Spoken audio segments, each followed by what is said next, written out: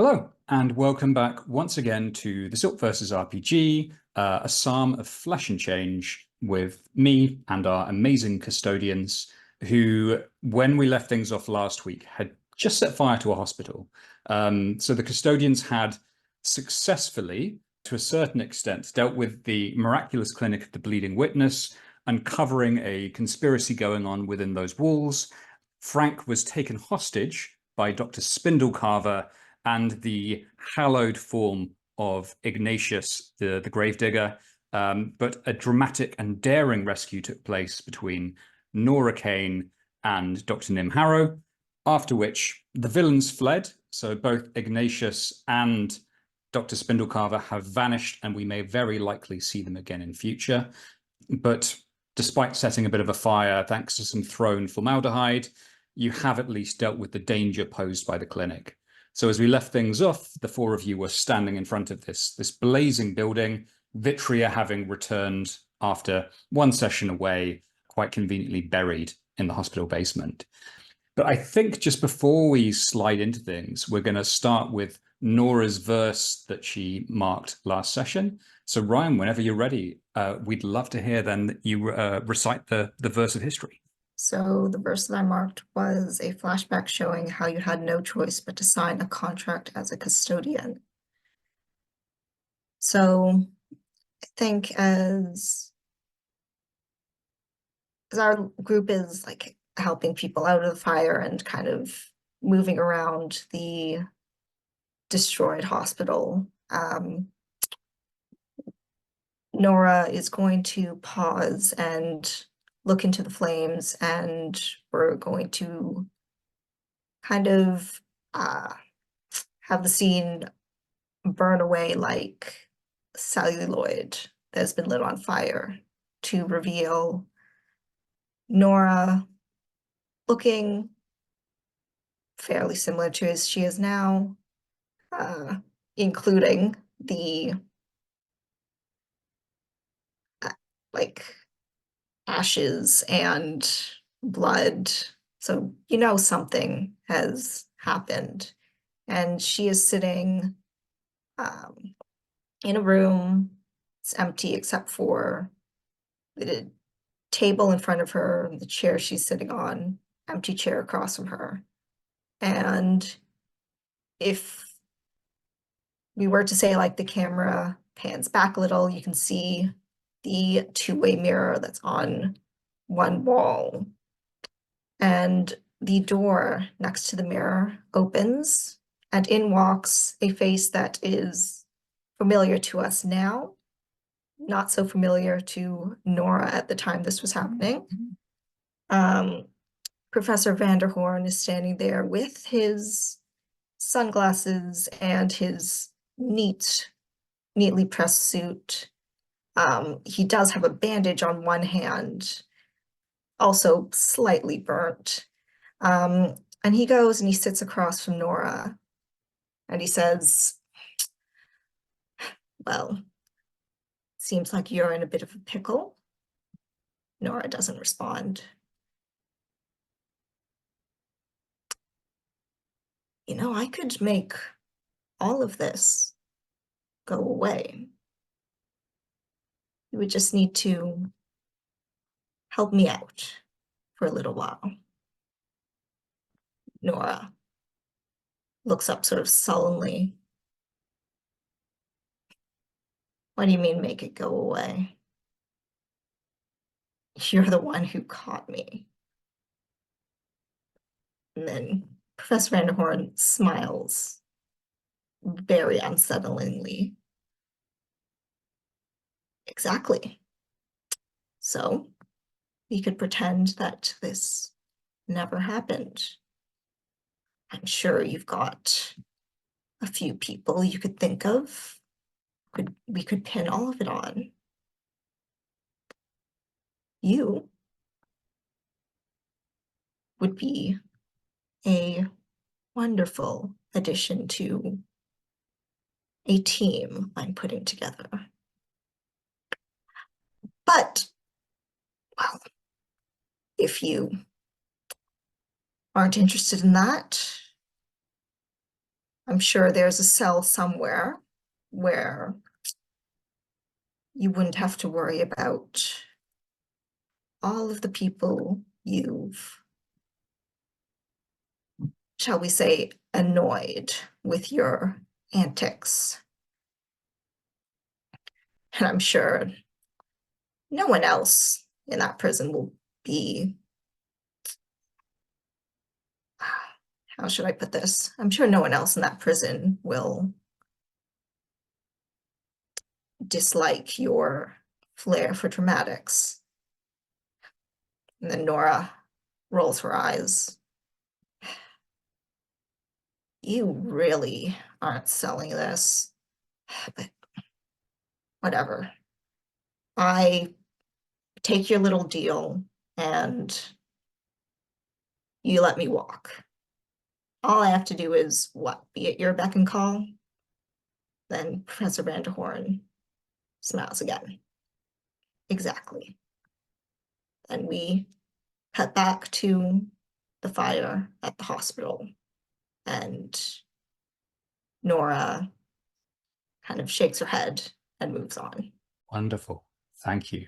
As you move on, Nora, perhaps now, or perhaps it was earlier where you were fleeing, you do spot one useful object in the burning wreckage of the miraculous clinic. What reward would you like to choose for having completed this assignment? I think Nora is going to pick up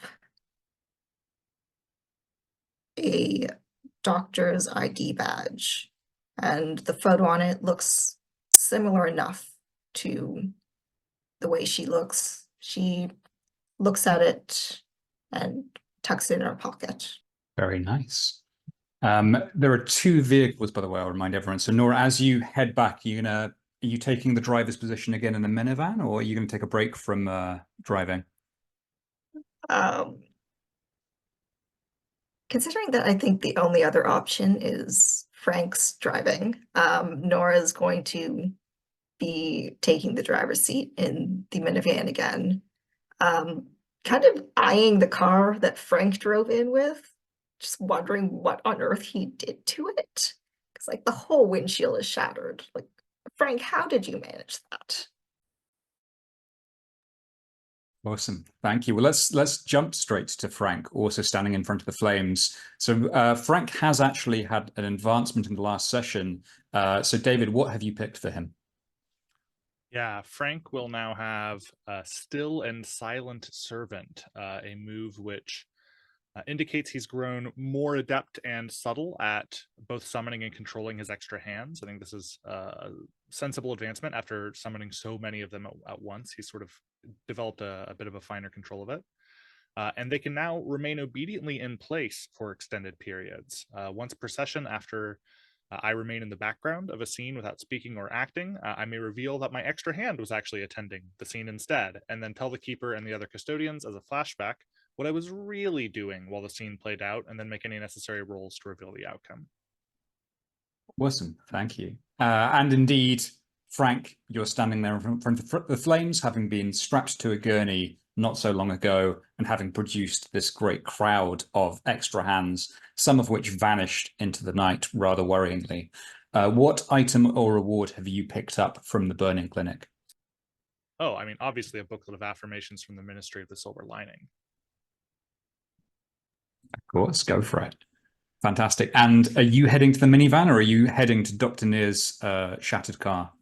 Yeah, I think where we left Frank last time, he was actually kind of lying on the ground as the building burned because he couldn't stumble his way towards it. He was so exhausted. And so I think the burning is maybe even started to die down. It was extremely voracious, this fire, for a time, but all of the fuel of this, the building itself was already mostly spent, and so it burned rather hot and rather quick. And so perhaps that's even starting to die. The chance of doing anything to help anyone inside or with the building burning itself is far and beyond past now. And Frank has very carefully managed to push himself up back onto his feet. And I think for probably the first time, maybe ever, since encountering Vitria and Dr. Harrow and Nora, Frank, you see him, he's not smiling. Frank's face is like flushed, his mouth is down, his face is like tears streaks, and he just kind of silently wades back to the back of the van, opens the door, pulls out his duffel, folds his body inside, and then zips up the side. And he just is sitting behind the van inside of his duffel right now. Very nice. Thank you. All right, I'll take it on to Vitria then, please. Last scene in the sub basement, presumably now having just stumbled up. Vitria, what happened? So it was like being dead and being in the underworld, crawling through sort of partially collapsed cavities between shattered floors, crawling over sort of broken, porous, inferior quality pieces of concrete. And because this place is so haunted and so hallowed and so cursed, the voices were everywhere down there. Threats, screams, crying, laughing, blandishments, enticements. And Vitria just had to, repeat, her catechisms and clutch her helmet as she slowly, agonizingly pulled herself up and eventually collapsed out of a partially collapsed lift shaft and staggered her way through the burning building, covered in concrete dust, cut with blood, hat still intact, clothes ruined, and sort of staggers towards the van and looks wild-eyed around at all the others and says, "Am I dead? Is this a hallucination?" And just sort of throws herself down in the back of the van, just on her back, and sort of just lies there like she's dead, but she's probably just like fallen asleep. That is absolutely awesome. Thank you. Well, for your condition, I think it makes sense to try and come up with something that plays on that. So some condition along the lines of dead, question mark, exclamation mark, something to do with perhaps feeling a little closer to the grave would be a good one to go with, if anyone can think of a good name for that. I guess "Am I dead?" question mark isn't such a bad one, is it? I like that. Yeah, let's go for it. Cool. Yeah, please fill in that condition. And then when you're done, Vitria has also advanced thanks to her adventures in the basement. So we'd love to know, what have you picked? While she was alone down in the bowels of the earth, in the heat and the dust and the tang of metal and the smell of burning fuel oil and clouds of asbestos and, like toxins, she remembered the old ways of her faith, the ways of fire and forge, the ringing of hammers, the screams of the melted and immolated, the change of flesh. And she remembered that within the holy texts of her faith, there are rituals of change that can tap into those ancient powers. And she sort of basically, I picked a move where it's essentially like doing a magic ritual, but in Silt versus form, to try and call on the more ancient aspect of the Slag King. Incredibly exciting. Thank you. And finally, what would you like your assignment reward to be that perhaps you found as you crawled your way towards the light?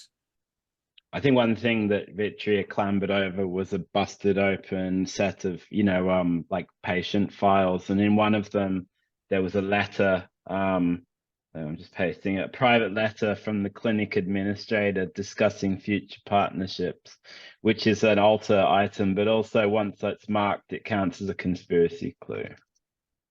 Yes, it does indeed. All right, thank you very much. And are you gonna head to the minivan as well, or are you going? Sorry, I think you already said that she just has collapsed, hasn't she? Yeah, she's unconscious now in the minivan. Yeah. Perfect. So Nora, you literally have two very tired-looking, completely horizontal passengers behind you. Awesome. Thank you. Let us go to Dr. Nim, who I don't believe does have an advancement, but I believe can definitely pick an assignment reward. So what would Dr. Harrow pick?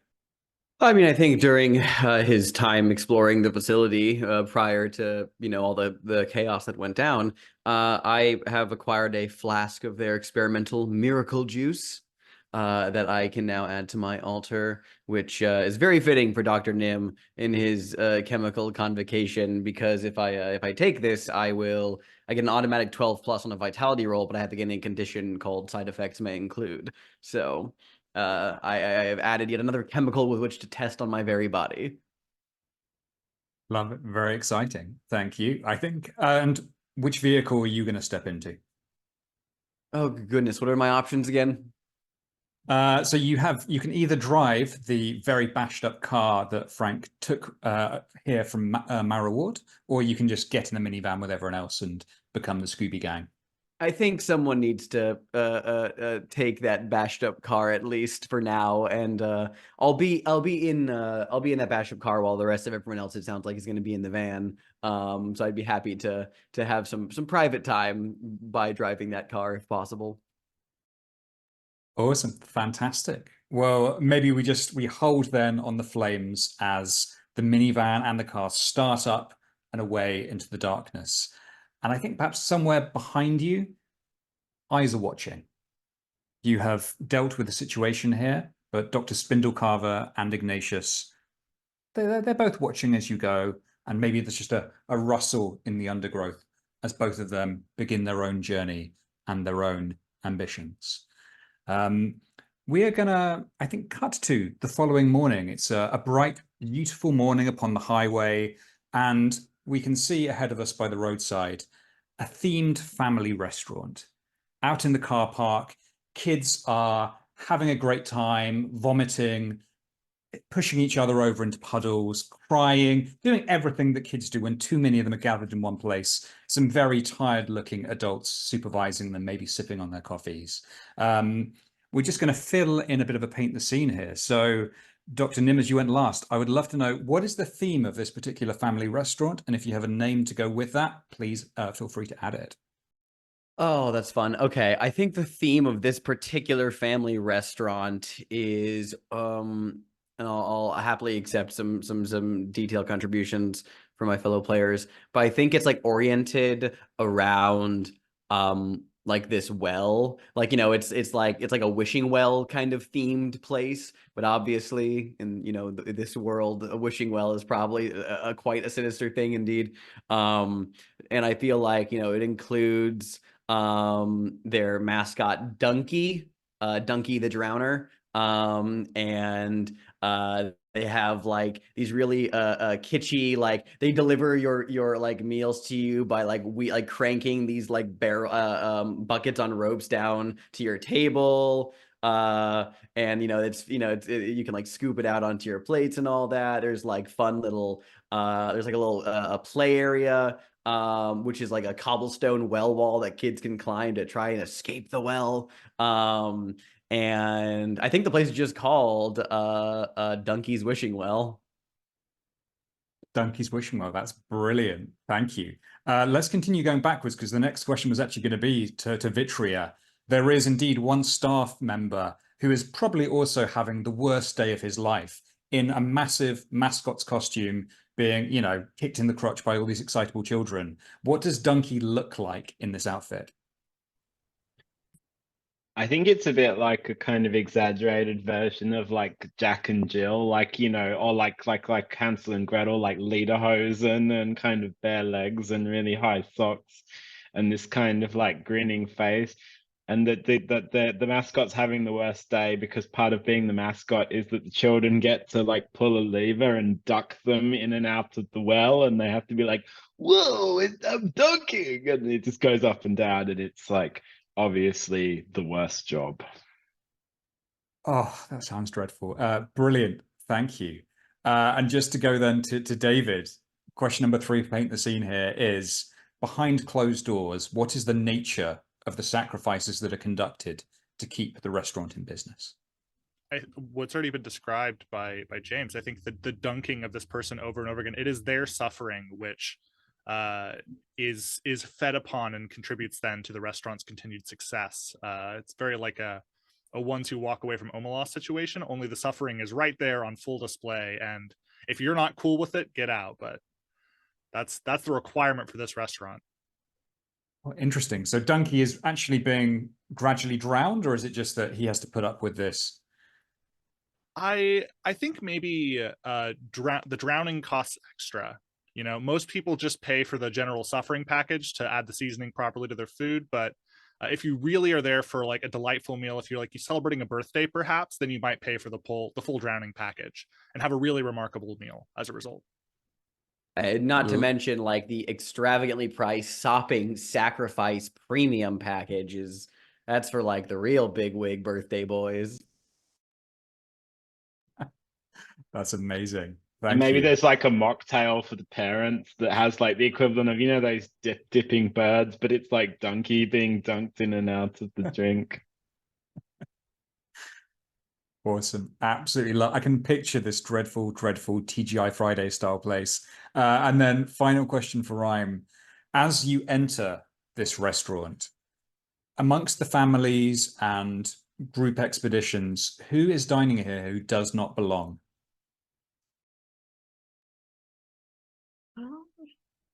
I think there's just a table in the corner that 3 of us at least are going to do a double take at, because they look almost exactly like the pallbearers from the hospital, except they are just in bright pink robes for some reason. And each of them has just like a drink in front of them that's like whatever the version of a Bloody Mary that the Planitia has, with like curly straws, and none of them have taken their veils off. They're all just sipping like with the straw underneath their veils. Very interesting. Oh, I love that. Yeah, absolutely. This very strange and eerily familiar looking group sitting in front of their curly straws as you enter.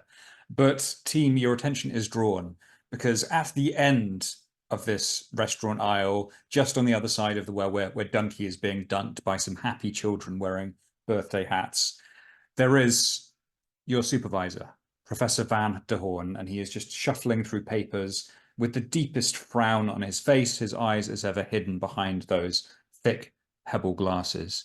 And Nora, you are perhaps the only one who notices that as he glances up and sees you, his hand reflexively goes to that same bandaged hand that he was holding when he recruited you. And he just kind of, it's almost like a little compulsion, a nervous tick. And he just kind of gestures over for you to come and join him. He himself has a very small looking chicken and chips basket in front of him that he has not touched. And he says, come on, don't draw too much attention to yourselves. Sit down, please, all of you. You've had a rather busy night, as I understand it. Dr. Nim is a little haggard still from his intense part of last night's thing. I think he just wordlessly, a little numbly, after pulling into the parking lot and following in behind the group, just settles into a chair nearby, takes the little paper napkin and folds it across his lap as if he's just ready to silently begin to eat. I love that. And Dr. Van Horn does not offer you food, absolutely. He does not show any indication that he's going to pay for this meal. Nora, were you going to say something?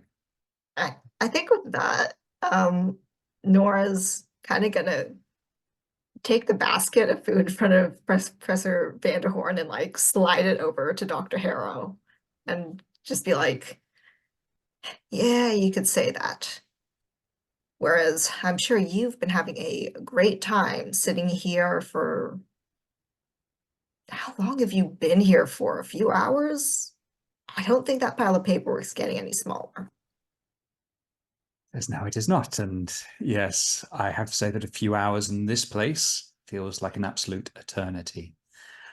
Those were my chips. And he kind of leans over and just, as a little bit of a power move, and attempts to get back a bit of his dignity, he just takes one of those fries back and chews on it disgustedly. Let me get to the point. When I first began working with all of you, I made it clear that what I wanted to see from you was precision, care, a lack of collateral damage. What I should perhaps have understood is that when I said that, all of you would mishear me as, I want you to go out and commit some acts of wanton arson. And again, just when he mentions the fire, his hand just strays to that kind of burnt bandage mark that Nora would have seen before. Explain, please. I think at this point, Vitria comes over with this bucket of donkey shapes, like it's got a dipping sauce and they're all shaped like little donkeys. And she's, you couldn't tell that she'd been under a building except for some butterfly stitches because she's wearing this new concrete gray outfit and gray lipstick and she looks like untouched.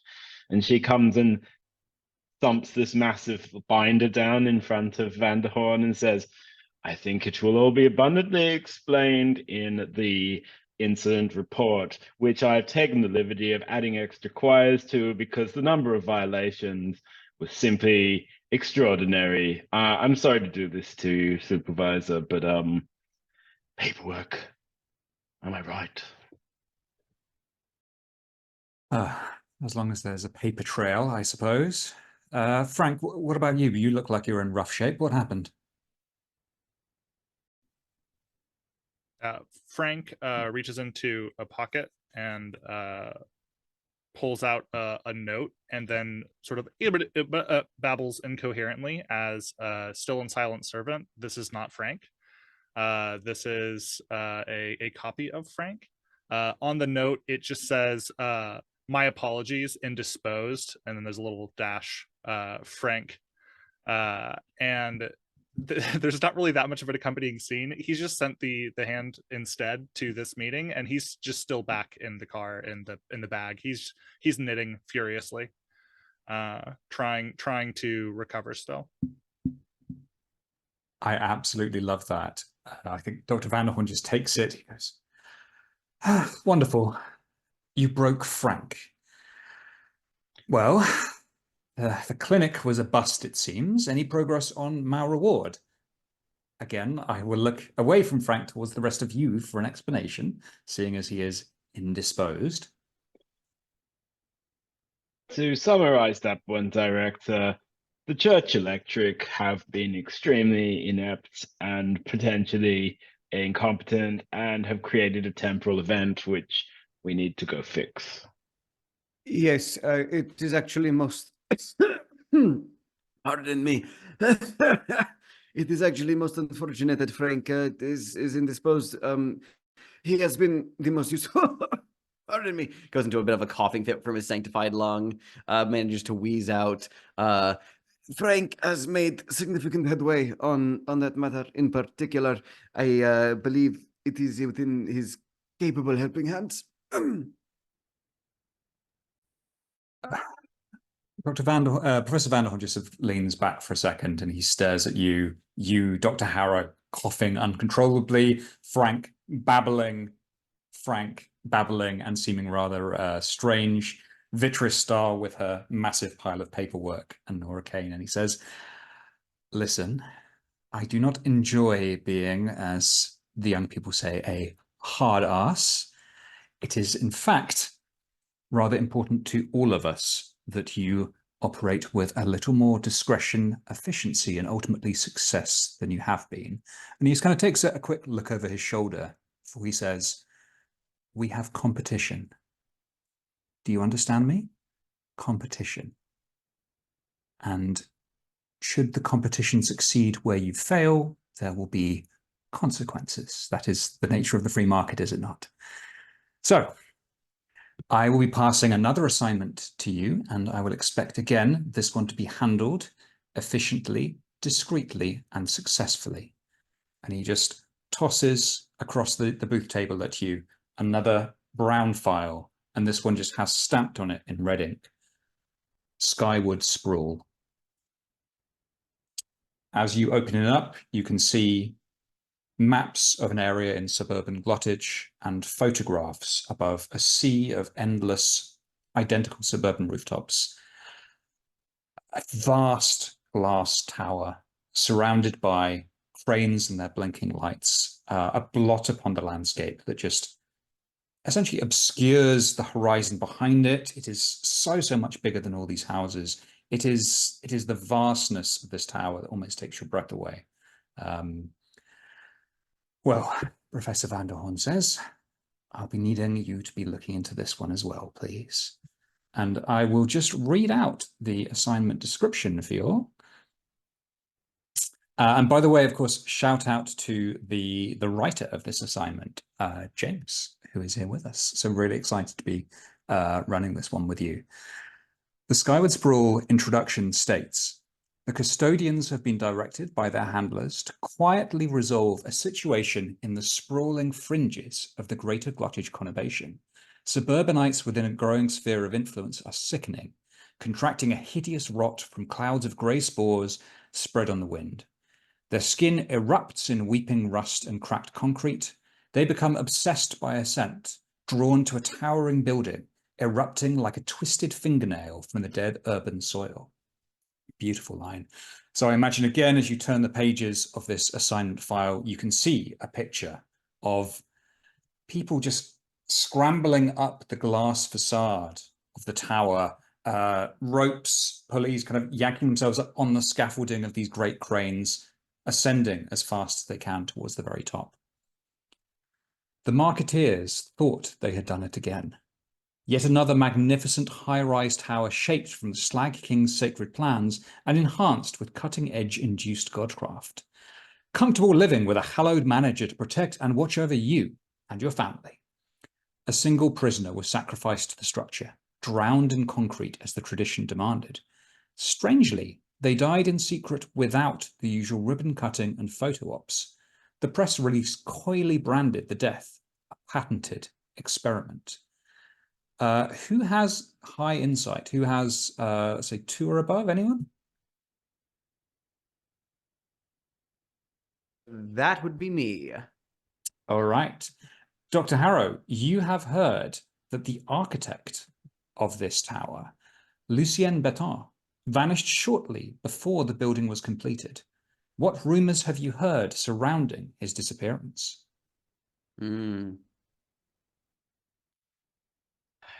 There's something that has circulated in small press, architectural digests, little small publications, nothing grandiose or necessarily reputable, but that this individual, this architect, began to grow increasingly reclusive after his last few projects leading up to this one, and that actually it was this project in particular that kind of like was like a return to form, like a coming out of like a long seclusion. But the rumor is that he had a particular illness that was steadily worsening over time, and that he may have begun to cough up concrete dust, and his nails were turning to rebar, and that he disappeared slightly before this whole thing began. So perhaps he succumbed to his illness, or perhaps he's merely going into another period of quiet. Who knows? Very, very interesting. Thank you. I like that a lot. Well, that was a decade ago when the building was completed. Residents were rapidly consumed, and the newborn tower saint fed ravenously. Most succumbed to the mysterious concrete rot, and a fanatical few from the privileged upper floors began to worship the tower, calling themselves the Dreamers of Ease. They proclaimed a sacred mission, great and soaring architectural growth without end. A new name was shouted from the balconies, and the Skyward Sprawl was born. This is for all custodians. Well, actually, maybe let's save that to see who's actually going to investigate it, I think, because the question is going to be, how will you call on your deity to shield you from the Sprawl's rot? So I think that's maybe for a rival. That is your third assignment. So as a reminder, you've got the Skyward Sprawl, you have not finished yet the Inevitable Hour, and you have got Winter's Spite, which you have not yet begun. At that, I think Professor Vanderhorn, just sort of, he pushes the final files towards you, says, you can finish the chicken bucket, gets to his feet, and he walks away. And in that kind of very bittersweet symphony style, he just walks dead straight through the children. A small child just runs straight into his legs. He just keeps on walking as they hit the floor and start sobbing uncontrollably, and then he vanishes through the doors. You are alone in the booth.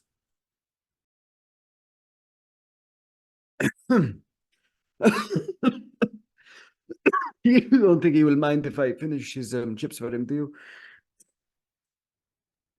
No, I don't think he'll care at this point. Nora's kind of got some pages from the Skyward Sprawl folder that she's looking at, and then she like passes them over to Vitria. This seems in your wheelhouse. I've heard rumors that a sect of my faith is involved in this. They're fundamentalists. I don't know if I'll be welcome any more than you, but this sprawl, it's an abomination. The quantity must be surveyed. A good and proper count must be made. Nothing can come out of nothing. Eternal growth is an abomination. Like huge wheezing cough that punctuates that sentence. Kind of like hunched forward and like puts his napkin to his mouth as he wheezes and coughs, like holds up a trembling finger as he tries to regain his bearings. Forgive me, Vitria. I agree that you seem the best suited to handle this task. I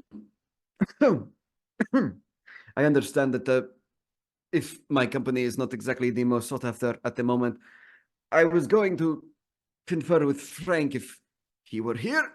Kind of like takes a slow moment to get his bearings so he can continue unimpeded for at least a minute. He says, While I am most deeply interested in seeing the people of Malrort helped as swiftly as possible, I do not wish to divide our efforts too much. I was considering heading to this Vernon's Lodge. We had heard, he gestures at Nora, we had heard over the radio. I do not wish to leave these people in the dark, nor do I wish to incur the wrath of our supervisor any further. I was going to head up there if nobody wishes to accompany me. Do not worry, I will not take offense. I am happy to bear something alone if need be. I think Frank's helping hand when you mention the lodge, sort of like and then goes and digs through one of its other pockets and pulls out another note, which it hands to you. And kind of at first inexplicably, this note is a copy of Frank's resume. It has like different places that he's been hired on to work since he's come and joined the helping hand, like different responsibilities been given. And you see that very early on that is actually a position working at the lodge. Like he was once responsible there, you know, one of many, I'm sure, to like maintain the grounds or otherwise work and do things for the customers. So the Frank, air quotes, hands you this and then sort of just like stands confidently.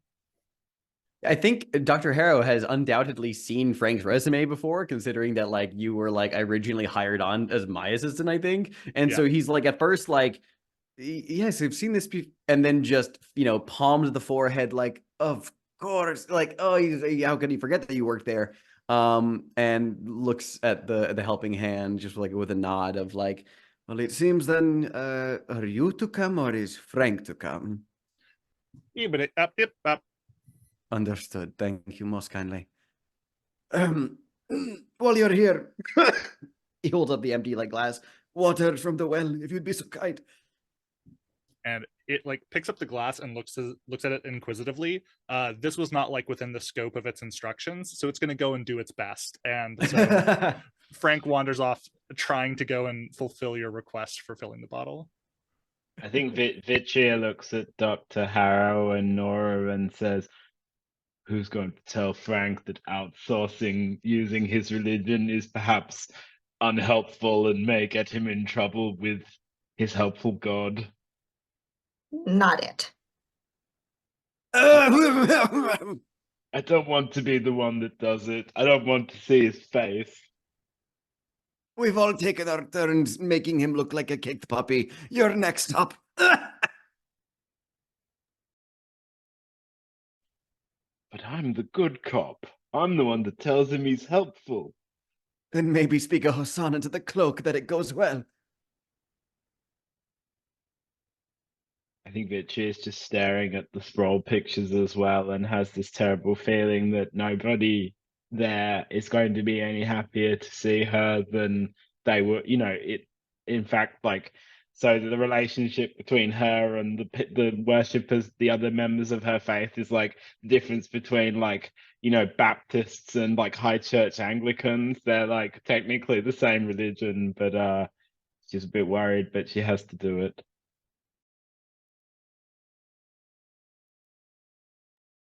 Wonderful. Sorry, go on, Nora. Just solidifying the teams. So Doc's gonna go get some mountain air. Maybe that'll help with that cough. Frank will show him around, and I guess Vitcher and I are headed for the city. She kind of scowls at the folder. Oh boy, this is gonna be fun. I think there's going to be a lot of pretense there, Nora. I think your skills will be sorely needed. While this conversation's happening, the camera could pan over to helping hand or extra hand Frank, who is holding the glass and sees that there's this well full of water. It's got like maybe a couple of glass walls around it to, you know, keep in the person who's destined to be dunked and to keep out interested parties.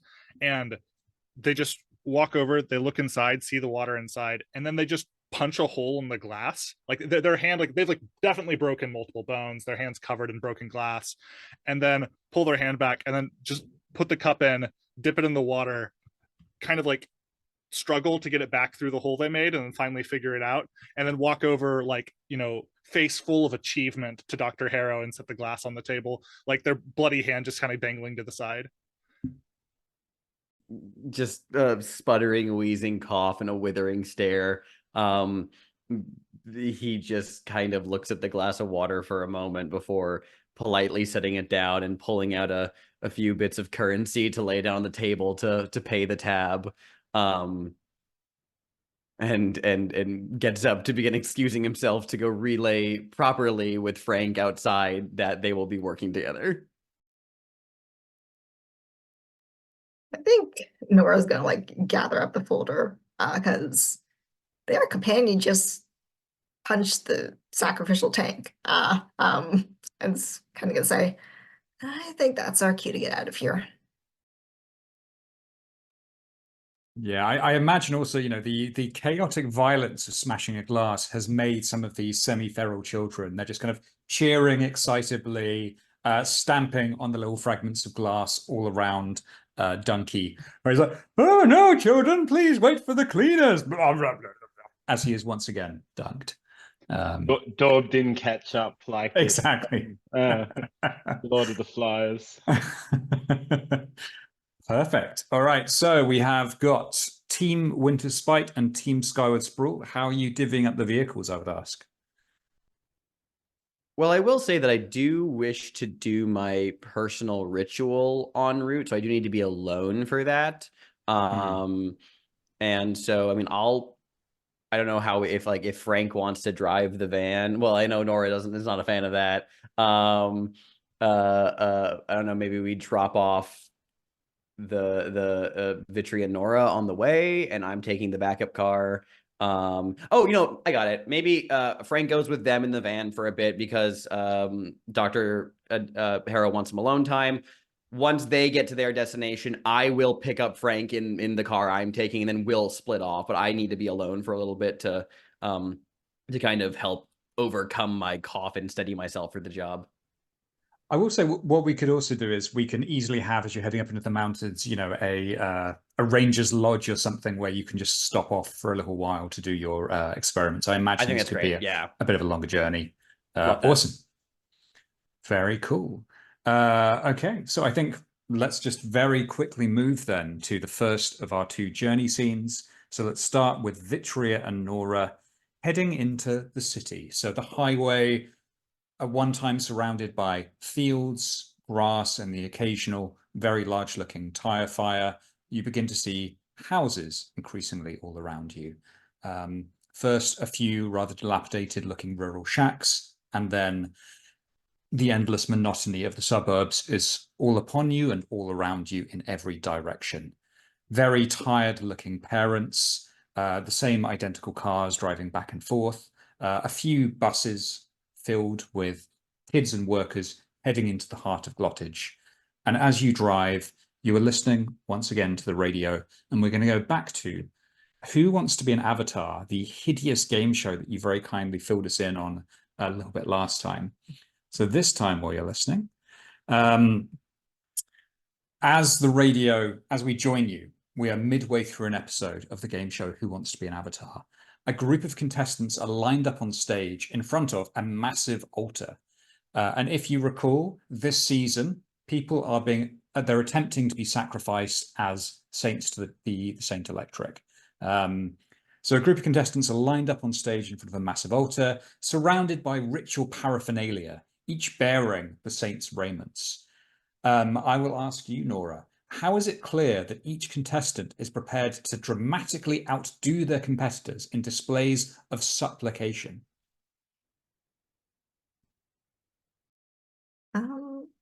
I think it differs slightly for each of them, but you can kind of see some people have gone the route of like getting all dolled up and like ready to look their best.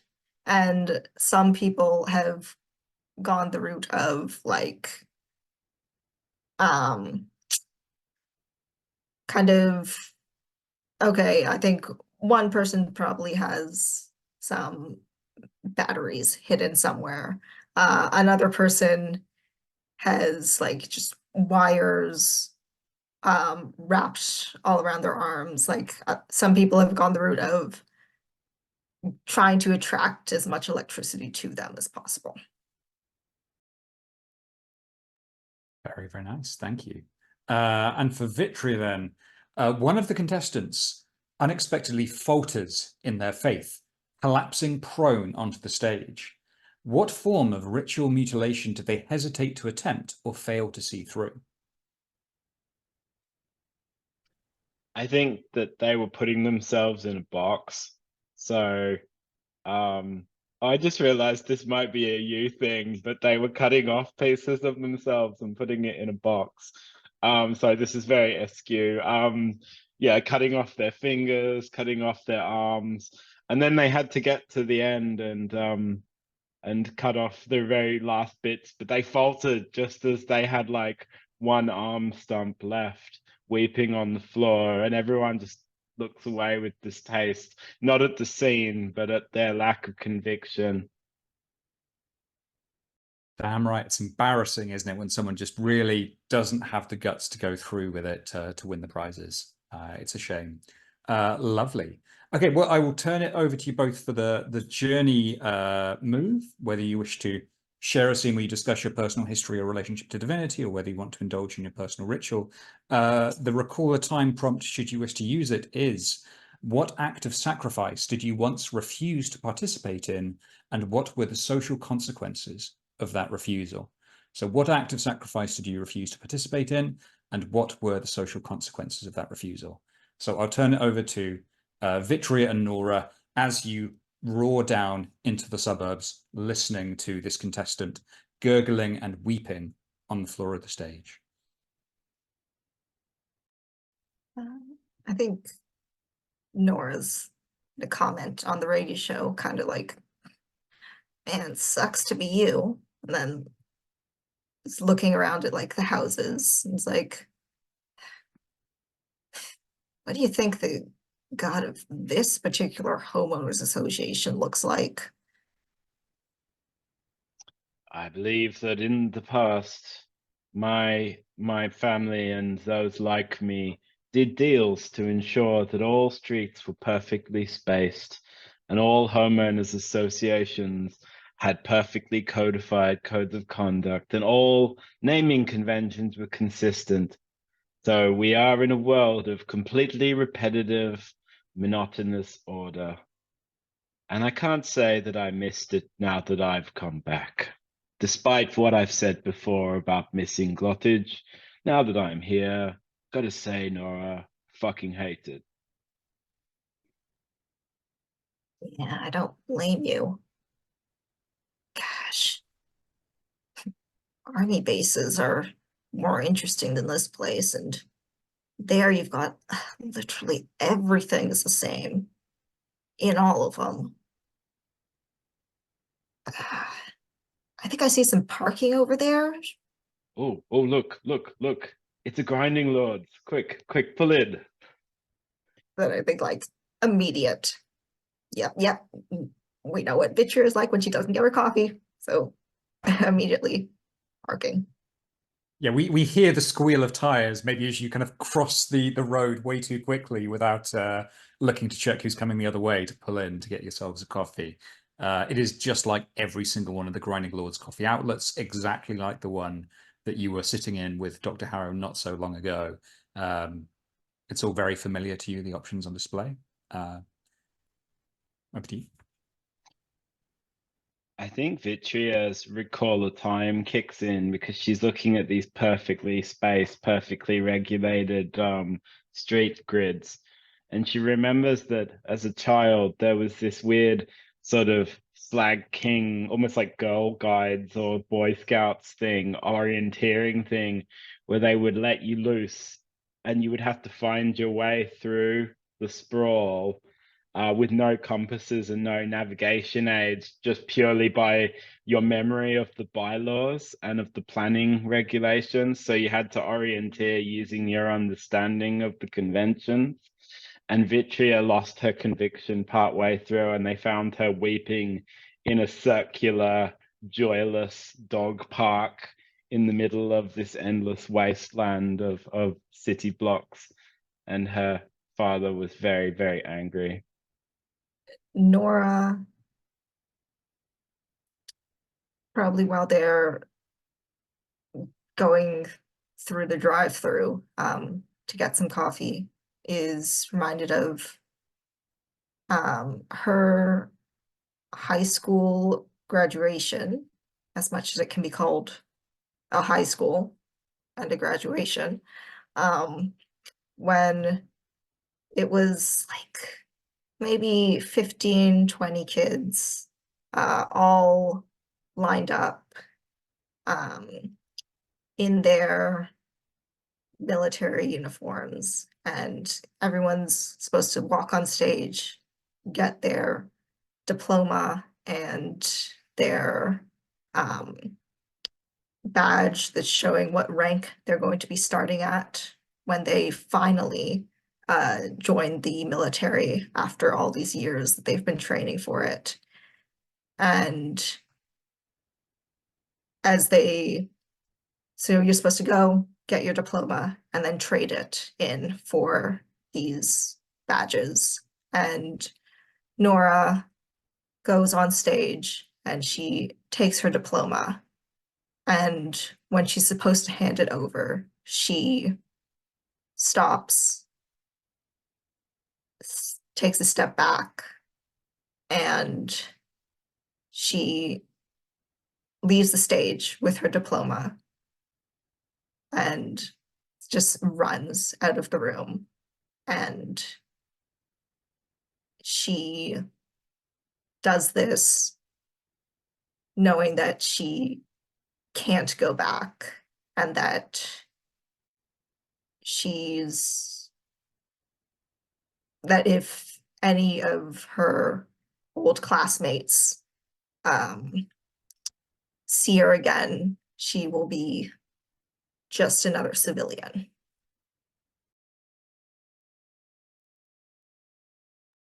Wonderful. Thank you. So I think maybe we've got the two of you propped up with your coffees in a booth, recalling these times together. I think you've already obviously shared a bit of your personal history with each other when you were talking about coming back to Glottage. So if that's all you feel like sharing with one another, I think I'm very happy for us to move to the two of you clearing a condition if you would like to. What do you want to clear, Vitria and or Nora? I think I'll clear Am I Dead? But I think basically as it tails off, I'm gonna say to Nora, I thought that I was gonna die under that hospital. And being here doesn't make me feel any more alive. But you'll see some other people that worship my flag, Lord, soon. And I don't want you to judge me, Nora, by them, because they're desperate, angry people.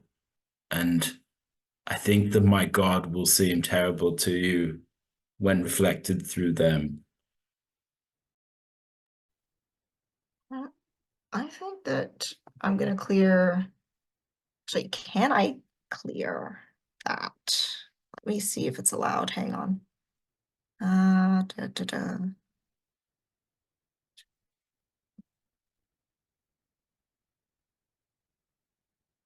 Okay, I think I can clear a disappointment with the logic that, yeah, she's a disappointment. She's used to that. She's like the first time she made the most important choice in her life, she owned it. Nor is a disappointment. It's not going to bother her. At this time, anyway. Always a chance of getting that condition back. And I think related to that, Nora's going to say, I'm not going to judge you for anything but yourself. It's a waste of time to look at other people and have them tell you what you're supposed to be.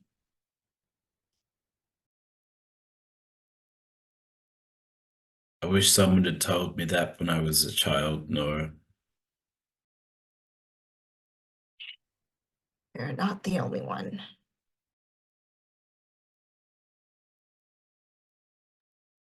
Love it. And James, that was a very short-lived condition, but I think it's absolutely perfect. That what is the solution for feeling like you might be dead? Coffee. Just get some coffee in you and you feel a little bit more alive. That is lovely. You are very free now to come up with a clue between the two of you that you stumble upon while you're sitting here with your coffees. Obviously, this can relate to any of the active assignments. Do you want to discuss it now? Or we can turn over to the other two and then come back to you if you want a bit more time to think about it. My idea is that there's a tree in the car park of the Grinding Lord roastery, a very pretentious name for it. And it looks like it's sick. The tree, the leaves are weeping rust, and the bark is scabrous and concrete, and it looks like it's caught the rot. So I guess my clue is that even trees, even, plants seem to be catching the rot.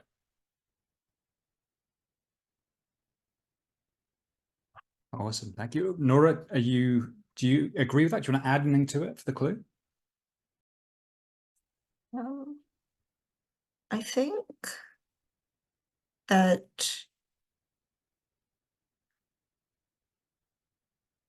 yes, the tree is showing the rot, but when a bird comes and lands on the tree, it also almost immediately turns to a concrete statue of a bird.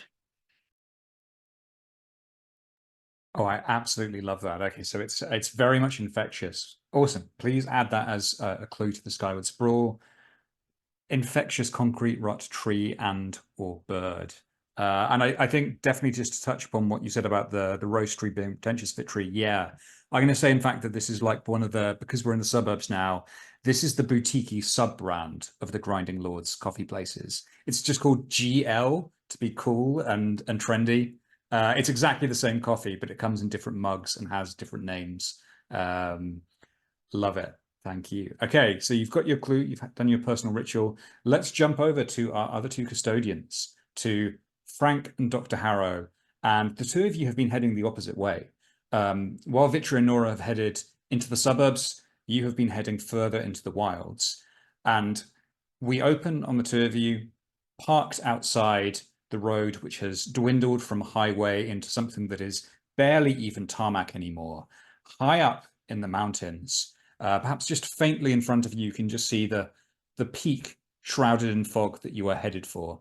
And you have parked by the roadside with the first dwindlings of snow falling all around you. And ahead of you, there is a roadside shrine. So this is going to be your journey scene. I think the scene. And this is one per player, so I think we'll even go with the folks who aren't here, although if Vitria is literally not here, we will skip that. Frank, could you please describe the shrine that is standing by the roadside? So the two of you have often encountered small shrines in your travels, piles of stone, wreckage, fragments of former lives arranged with intention. They could be memorials, offerings, or even traps for unwary travelers, luring them to a hungry god desperate for a scrap of worship. Along the stretch of lonely road, you have spotted one of these shrines. So please describe the shrine that you notice. What materials have been arranged here and how? I think this one. So I have a great idea for kind of the nature of the shrine, but Alex, let me know if you think of something to add to it nicely. I like the idea because we're headed up into the mountains. We're sort of heading towards this lodge that we're going to stop at for a little while on our way for Dr. Hare to do his thing. So I'm thinking of this road as being one that's rather narrow, very winding, sort of building up that altitude slowly. And on those sorts of roads, often they're if they're not super well maintained, they might be a little bit dangerous, right? Like some of those hairpin turns going around some of those angles, it's not uncommon for people, objects, buildings, or cars to fall off of them. And so I think there's like a memorial shrine to those who have lost their lives here. Or at least from a distance on the road, it looks like it's a memorial of some kind, celebrating those, who might have met their end here. But when we stop at it, when we come up close to it, it's actually like instead a memorial to their sacrifice in service of something. Like it's much more intentional that these people in particular died here. But I'm trying to kind of imagine what god or local deity this might be in reference to or in service of. The plunge. I like that. That's lovely. That's really fantastic. Okay, interesting. So then for Dr. Harrow, as you step closer to this, what appears to be a memorial shrine to the people who have plunged off the edge of the nearby cliff, does it appear to have been interacted with recently? I'd say yes. I think that it's pretty customary to adorn this shrine with some piece from the vehicles that have gone cascading off the edge into the valley below. So there's like fenders and plates, maybe even a windshield wiper or two arrayed like a cross that have been like stuck into the shrine. I think the most recent clear interaction that hasn't been worn down yet is a very pronounced rubber tire skid mark, like that somebody took like a scrap of rubber from a blown tire and firmly like rubbed it repeatedly against the stone of the shrine to create this rubber mark. And it's dark enough to indicate that someone was here recently. It hasn't begun to fade from just the weather.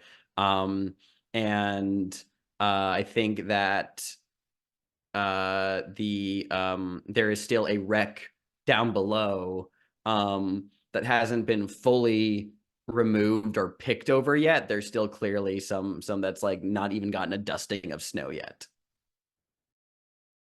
It's fantastic. That actually perfectly covers the next two questions. So I will just ask either of you, since it sounds like you're stepping quite close to the edge of this cliff to see what's below, what do you feel as you step close to the precipice of the plunge?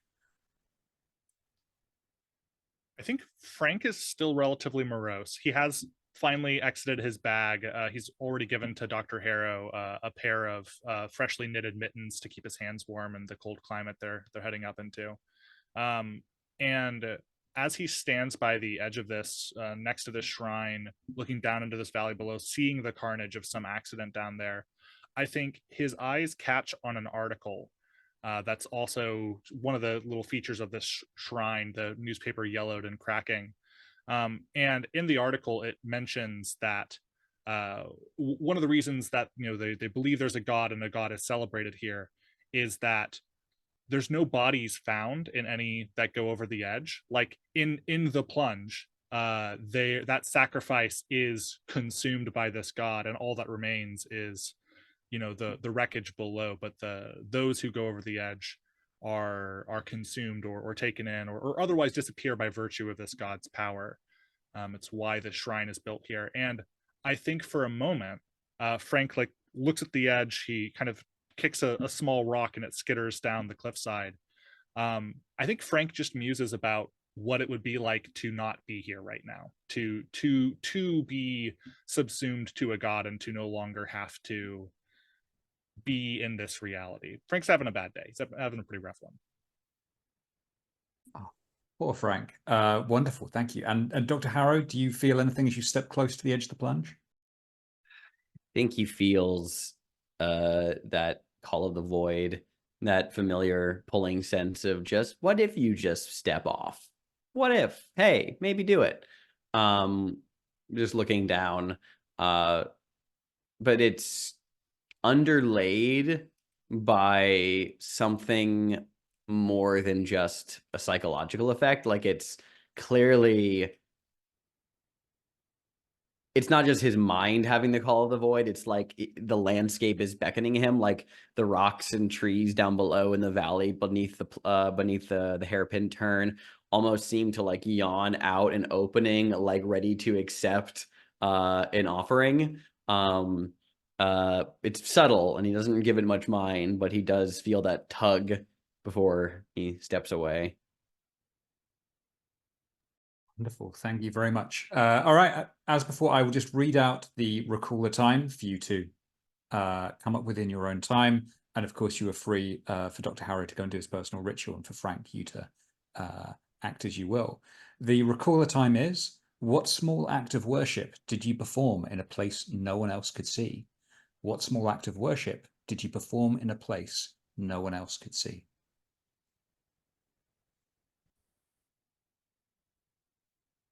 I've got a good one for this, actually. I think we had that scene previously where Frank remembered being a child, and there was the bit of washing powder and the ants, and they sort of drowned themselves in it. They're these cleaning gods, their faces pleased by this sacrifice. And I think a young Frank noticed this, and I think already there was some degree of that people-pleasing streak in him, even as a kid.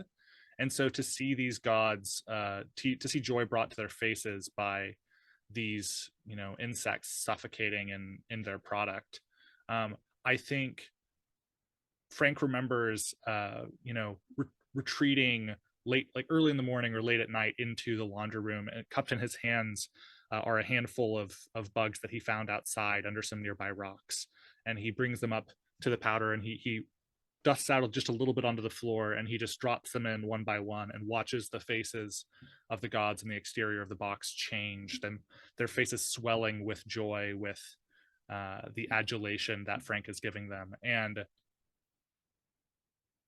that was like an early indicator for Frank of craving that sensation of pleasure from those above him. Wonderful, thank you. And if anyone doesn't see it, Alex has just asked for a check on dental horror as a line. If anyone has any views on that.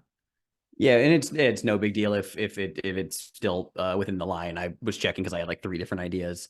For now, I'll just skirt away from that and save it for a future idea in case it is a cool idea. But for now, I'll do with my different idea. First, I think we see that Frank, after Frank is going off and doing his own thing, at some point Nim is by himself, I assume the car still has a functional radio, even though it's been a little messed up. Kind of when it's his turn to be sitting in the car while Frank's probably doing something like I don't know, maybe doing some like shopping at a little ranger station mart up the mountain. Who knows? He pulls out some like geographic maps of the area and just of just the peninsula as well. It's kind of like flipping through them. His personal ritual, first of all, is scanning the radio.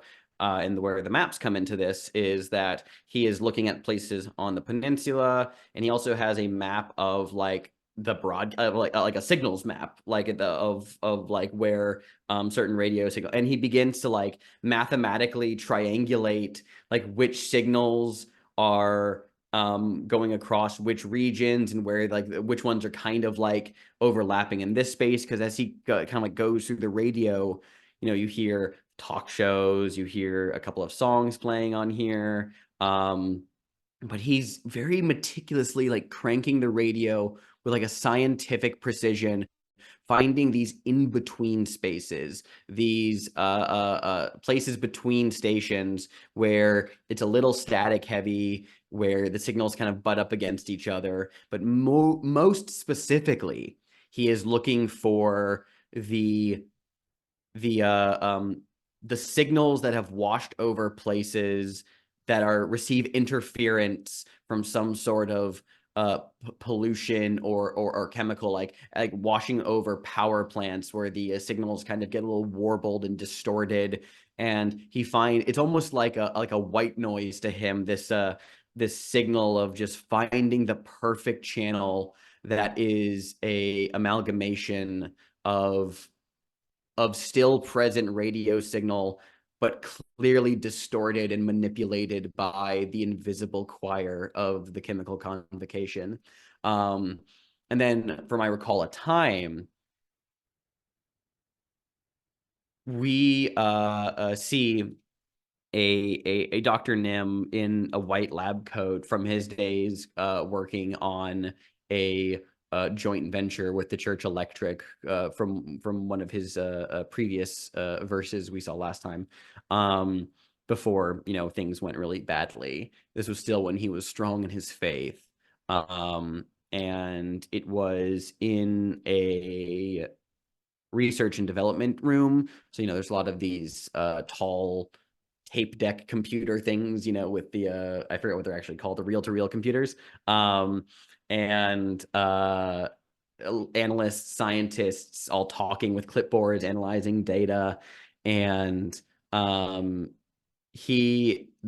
can kind of like dimly hear the chatter of like success, of like, good job, you know, like this was, you know, this latest experiment was a success. And he has this kind of bemused smile to himself. He shakes a few hands. But when no one's looking, when everyone else is too busy clustered around talking about the success, he opens a little small lead box that he keeps in a pocket next to his pens. Inside is a very, very tiny sliver, very like almost like a fleck of something like a yellowish green of some uranium, a very tiny speck of uranium. And like the world's smallest communion wafer, he just places it on his tongue and feels the slight tingling burn for a moment before swallowing it, imbibing it, to thank the convocation for allowing their success in their experiments and to find a more perfect world to live in. Wonderful and horrific. Thank you. Okay, we'll complete the journey scene and move, and then we'll go to a quick break. So, Dr. Harrow, what are you doing for your personal ritual? What's the plan here? You've got a ranger's cabin right next to you. Yeah, so as he once he finds that like perfect signal by scanning the radios for a while, which is kind of like, that is in and of itself is the personal ritual. It's a calming thing.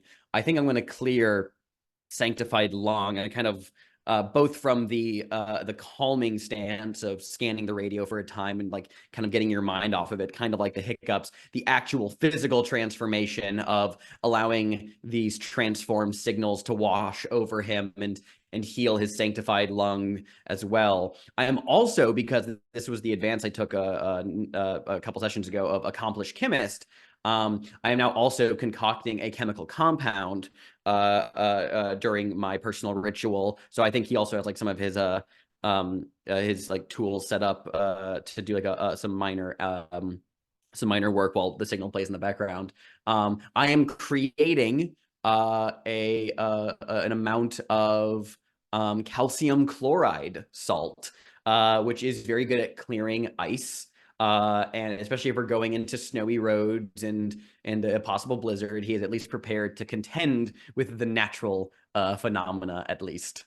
So I will add that to my my altar. Please do. That sounds awesome. Thank you. And Frank, what are you doing? Yeah, I think while Dr. Harrow is working on his own chemical tasks inside of our stopover, Frank is seated outside on a bench. I think we get kind of a time lapse of Frank continuing to knit, working feverishly. Like his hands move at the speed of like a very experienced like grandma who has knit for 40, 50 years. He's like incredibly good at this and very, very quick with it. And so like we see a time lapse of him like working on a scarf, and it like slowly growing in length, pooling sort of about his lap as he goes. And he waits for Dr. Harrow to finish his work inside. And while he's working, Frank, his brow is drawn, very determined, but also he keeps like casting a glance at the window where we see sort of like a dim light from inside that's leaking out. He's like waiting for the doctor to finish. And when Dr. Harrow finally does finish and like opens the door and they're to resume their journey, Frank sets the needles down on his lap and kind of breathes a big sigh and looks at the doctor.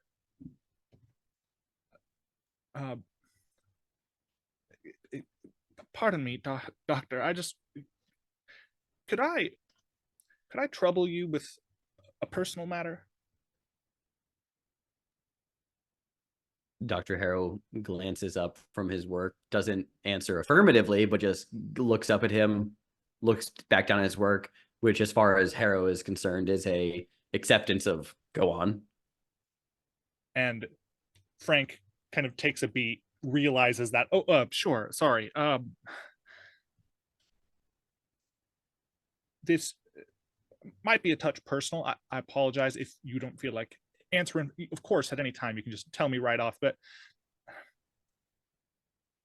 have you ever failed someone important to you before?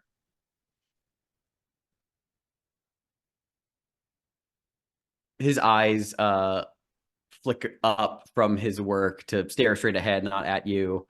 And after that moment, they go back down to what he was working on. He clears his throat. I suppose, haven't we all at some point in our life, Mr. Idol? That's a universal experience. I would say disappointment comes with the territory of living. Well, what if it was a touch more than disappointing? What if some circumstances like what we had there at the hospital earlier, lives are at stake, right? Whole swaths of potential, and sometimes failure has steeper consequences than disappointment. Indeed. Yes, indeed. Sometimes disappointment is insignificant compared to the consequences of failure. I know this quite well. But I know you've told me before that I should maybe try to think about myself from time to time, but how can you push past that? There was a time when I was growing up where I saw a fire not unlike the one that we saw yesterday, and it had a profound impact on me. It really soured my conscience for a long time, and seeing that again and being unable to do anything, I just want to go back to doing things for others. I don't want to be besoot. I don't want to be struck by these memories, by this failure. How have you been able to move on from something like this before? Dr. Harrow sets down his implements for the first time since Frank has come to talk to him, and sits up straight in his chair, looking at the wall in front of him, and slowly pushes it back and gets up, and turns to look at you. He clasps his hands behind his back, his eyes flickering towards the floor in thought before meeting yours.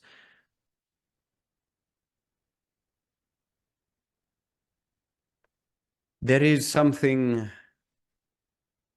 to be said about how one contends in the face of the possibility of consequences.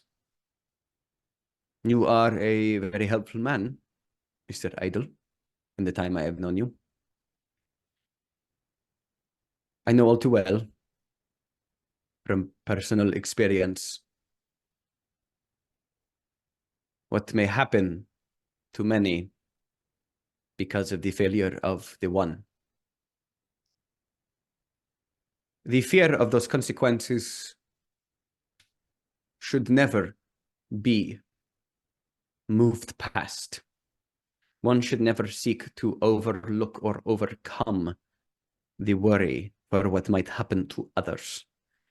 It is unavoidable, yes, that there might be harm unintended, that there might be those who are affected by your choices in ways that you did not intend. And yes, while it is very important to be mindful always of what consequences your actions may carry, there is a great deal of recklessness to be found in one who ultimately overcomes the perspective of worrying about what might happen. I understand that such fears can paralyze, that such fears can cause a sense of inefficiency. But ultimately, there is a fine balance to be walked. As in most things in life, there is too much, there is too little, and there is always just right.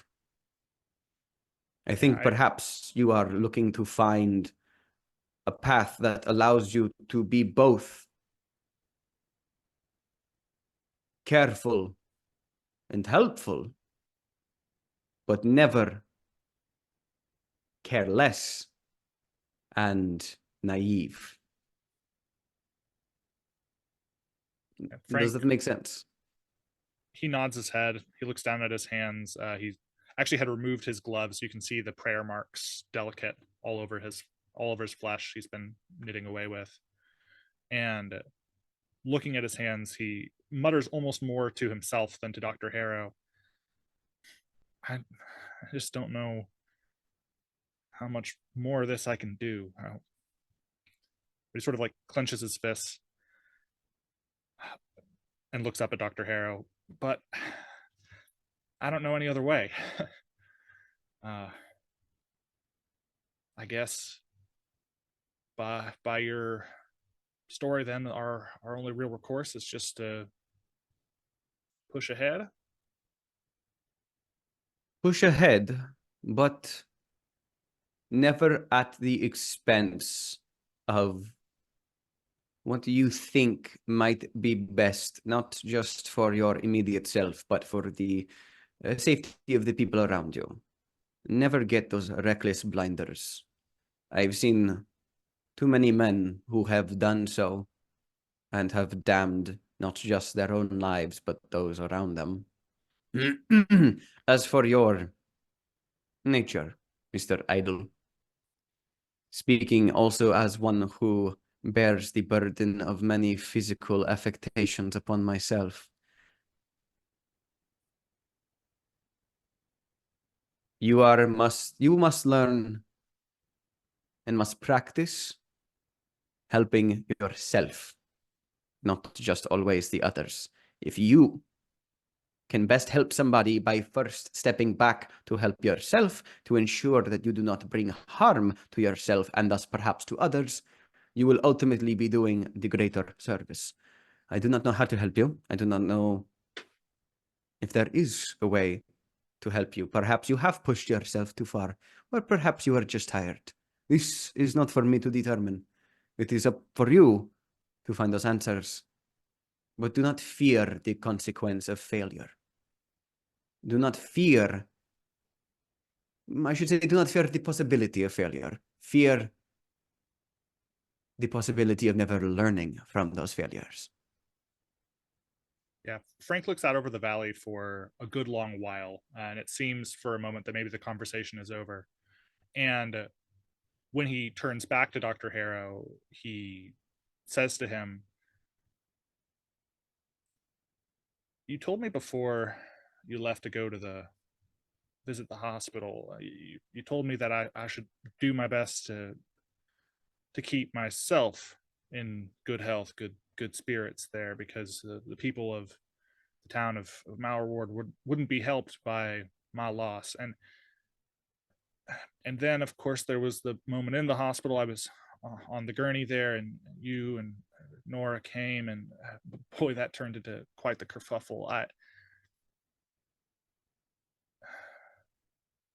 can't help but think that maybe I should have just been left there, that maybe it would have been better if, they carried on with their work, the building didn't burn, and people continued to see, some kind of treatment there. The suffering that might have happened on my behalf,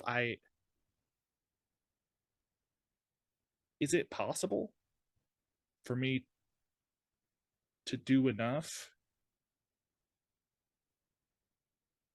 No. But it is possible to do close to enough. And sometimes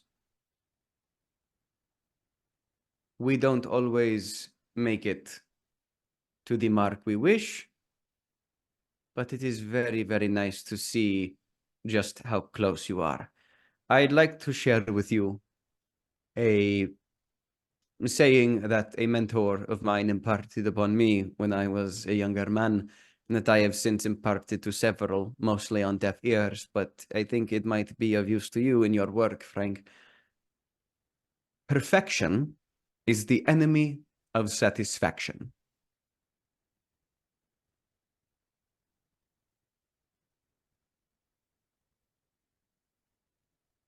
I'll think on that. Actually, I'll do one better. And he goes over and you have to have some kind of writing implements floating around up here. I think he first reaches in the pocket and pulls out a pen and clicks it a few times and doesn't seem to get any ink out of it. So he grabs one from there and he opens up his affirmations, prayer book, and he adds that in as one of them and reads over it a few times. Yeah, okay. Thank you. When you're all done and finished, I'll be waiting in the car. We can continue up the mountain whenever you're ready. Yes, I will disassemble my implements and meet you in the car. I am most ready to get to our destination. Frank, remember, you are always welcome to speak with me at your convenience. Just because we might be, well, formerly employer-employee, now co-workers, I do not wish to give you this feeling of unapproachability. This is okay. This is fine. I welcome this. We are colleagues, are we not? Yeah. I suppose so. Thanks. Of course. He nods his head and closes the door to the room he was in, begins to disassemble his tools, but not before he pulls out a rag and coughs a fair amount of blood up into it and tastes kind of like copper at the back of his mouth. He knows that he's drawing close to a dangerous time, but he will fold it up, tuck it away, and get back to the car. Wonderful. Thank you both. That was so good. David, what condition is Frank going to clear? I think I'm going to clear overdrawn. I'm going to keep one of Time's servants and hugging epidemic for now. Hugging epidemic. Perfect. And just to check in, because I actually do not know, does the fact that Alex did a personal ritual mean that we cannot now also have you stumbling on a clue as a result of what that was, which was definitely a lovely moment discussing your personal history or relationship to divinity? Or do we get to have, because Frank initiated it, do we get to also have the stumbling on a clue now? I would rule that since like since it does say alternatively while alone, I can do the personal. I did my thing. I did the benefits of that. What that was a separate scene because that Frank was doing, because I believe it says when you and at least another custodian are sharing a scene. I mean, like I was in that scene with him, but I'm not going to be able. I don't get to clear another condition because of that thing. So I think David can absolutely describe a clue. I just don't get to participate in that because I had done something else already. Yeah, I've done the same before as a keeper, and then basically Dr. Nim's like Dr. Harris like a prop in Frank's move.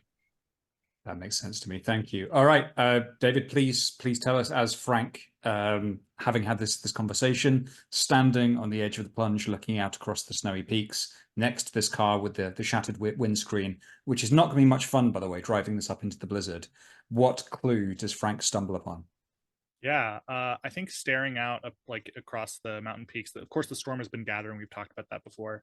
And I think in the course of, maybe 10 or 15 minutes that Frank stands here and is just kind of soaking in the vista, thinking more about Dr. Harrow's words while he finishes cleaning up, he sees a number of lightning strikes from this storm, from all the static electricity in the air, that potential energy. And the weird thing about that, the clue about that, is it keeps striking the same spot there in the mountains up by where the lodge is. Like, it's too far from this distance to say exactly where that spot is, but like the lightning from the storm keeps striking the same position. That is very, very intriguing. Awesome. Okay, well, let's take a break for 5 minutes, and I will actually remember to turn off recording this time. So I'll see you folks back here at past, close to 10 to, if that's all right. Amazing. All right. Thank you. Okay, so I think we are gonna move right back to Vitria and Nora in the minivan as you just pull up, and as you've been driving through the conurbation of Greater Glottage, you've noticed the air getting thicker, a kind of really dense, oily mist in the air, a very specific ashy grey feeling all around you in the air. And as you just pull to a halt, you can see just ahead of you, visible through the fog, is the towering, awful shape of the Skyward Sprawl. The glass still visible, still shining, the cranes still tilting and teetering all around it. But this great tower, it's no longer just a thing of glass and metal. It is a fusion of flesh, steel, and concrete, rising, writhing into the sky.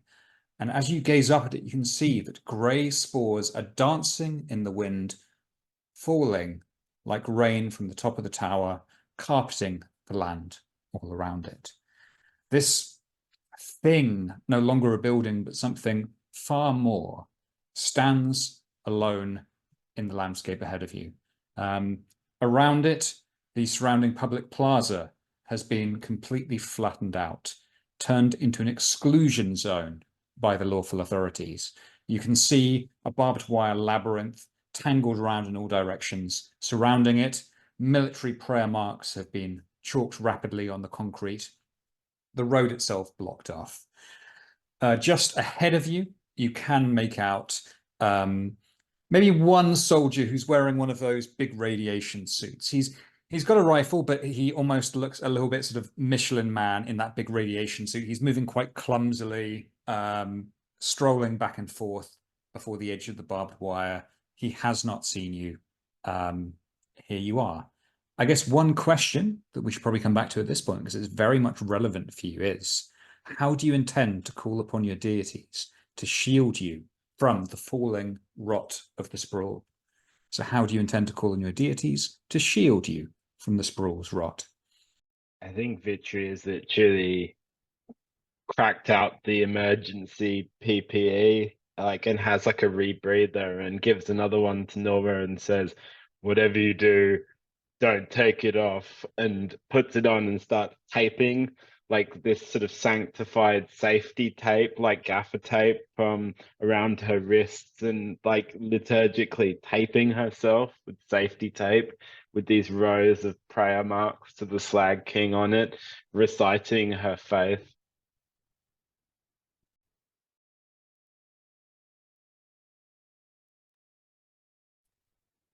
I think Nora's going to like kind of sigh, put on the rebreather, just eyes up at the sky, and just say very flatly, "It sure would be boring if I died here." And then just moving on. Awesome. I love the fact that she always does that. Cool. So yeah, here you are ahead of the Skyward Sprawl. I think just to give you some clues as to where you can head. It's a great big tower. You are going to have to enter at the lobby, but there will be sub-levels. And right at the top, as you've been told, there is a cult of the ultra elite who are hanging out there. And of course, many of the people infected by the concrete rot then immediately attempt to ascend to the very top of the tower to do something quite terrible to themselves up there. So you've got the tower, sub-levels, ground floor levels, and then you've got to keep going up and up and up from there. I think what I will just say is you have got 3 questions and opportunities which are on your sheet. They are all potential ones that you can tackle. There's no linear path through them.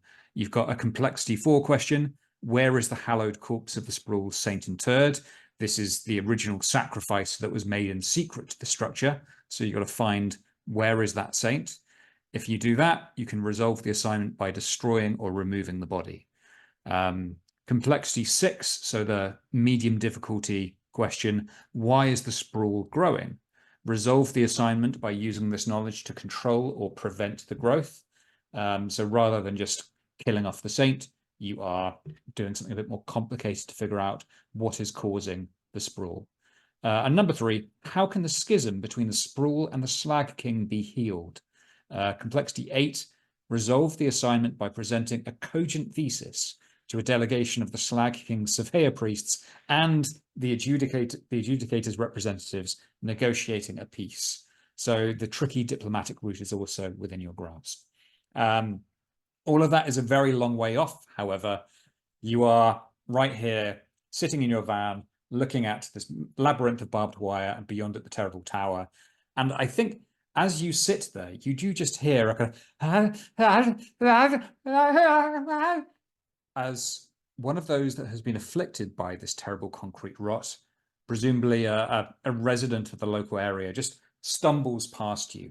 They are a ruin of weeping iron sores upon their face, parts of their skin just turned to scabrous concrete.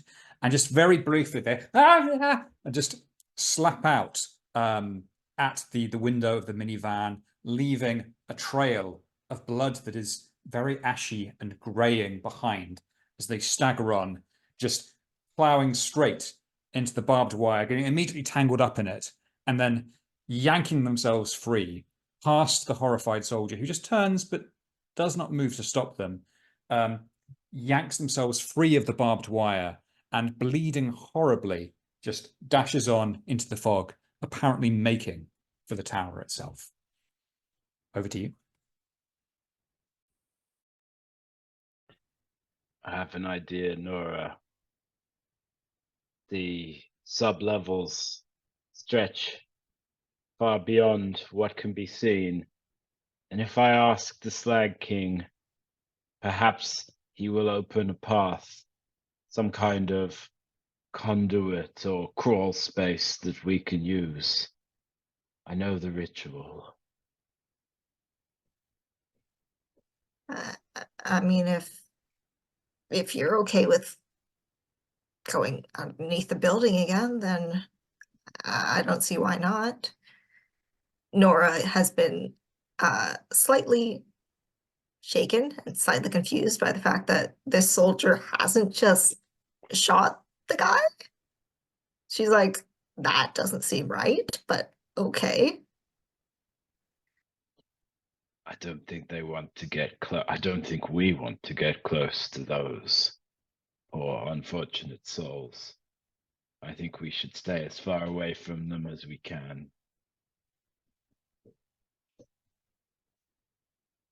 All right, then just, I don't know, is here a good spot or do we need to go somewhere else? Is there something that you need? Why am I Sit- talking like Frank now? I think Vitria will smile and say, as you said, it would be an anticlimax if we were to die yet. The really entertaining sequences to come. I think we should try and find like a underground car park or something, and then I'm gonna draw the marks and see if the Slag King will open a corridor for us. Awesome. Yeah, I think probably this tower having been intended not just for residential but commercial purposes, there would be just on the very edge of the plaza, maybe as you keep skirting around it, one of those vast multi-story car parks. And you can probably just see on the uppermost levels that there are cars teetering over the side, their doors hanging open, where drivers have gone to park, become entranced by the concrete rot, and then attempted to actually drive over the side of the car park to get closer to the tower. So it is there ahead of you. There are indeed basement levels to the car park, of course. And I imagine you just walk through the darkness. It is an eerie place. Again, most of these cars, their doors wide open, the drivers having abandoned their vehicles and presumably gone dashing towards the center of the tower.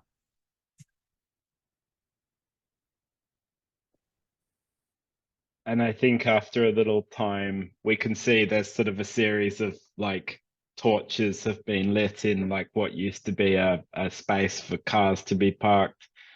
And a large sigil has been drawn on the floor in blood mixed with concrete dust, like a kind of paste, that like a pot. Vitria's like cut herself on both palms and bled into the concrete and is daubing it and speaking a language like from the earliest days of the faith, like a liturgical language, calling on the powers of the earth, of the forge that from which the Slag King was born. And I'm basically going to use my move, which is called Crucible of Change, to transmute materials into something new. And I have to do a roll, but basically I'm going for the effect of summoning a door on a wall of my choice and exit anywhere I want within the same structure to make us a corridor, like one of those subterranean, maintenance corridors. Okay, awesome. Let's roll for it. So just 1 second. So this is, what did you say that the roll was? It's my new move, and Yeah. basically I roll with vitality and I mark a box on my safety track as a cost for doing it, and then basically there's a series of effects depending on how well I do, essentially. Got it. And is there a set effect for a miss, or shall we now dictate the revelation move failure? I basically. Oh no, I don't mark unsafe yet. The miss is that you make a hard move, and that's when I mark unsafe. Sorry, there's a typo in here. Yeah. Perfect. Okay. All right. Please go ahead and roll it for us.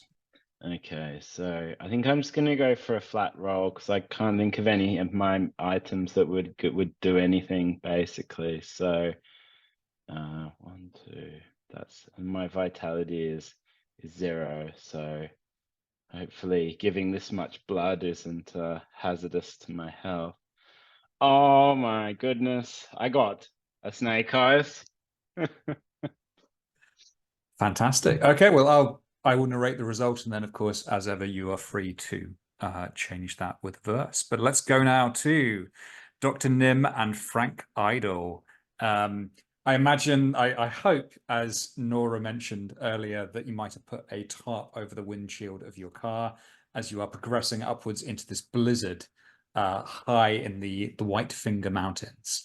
I think we probably come back to you as it is now nightfall, as your car just kind of comes to a very slow stop because you are now very high in the heart of the storm.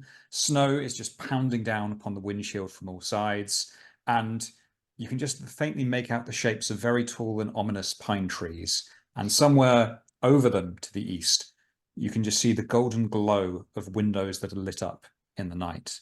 However, the road ahead of you is blocked. You will have to venture up through the trees on foot to try and reach the hotel.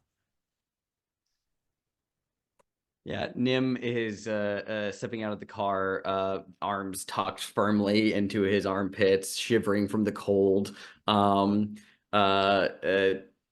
desperately, occasionally bringing up his hands to his mouth to breathe warmth into them and rubbing them, furiously, and is beginning to trudge up through the snow to make it to the hospital, or not hospital, the hotel, and yelling over his shoulder to Frank, being like, "Be sure you do not forget my bags. They've got many important things in them, Frank."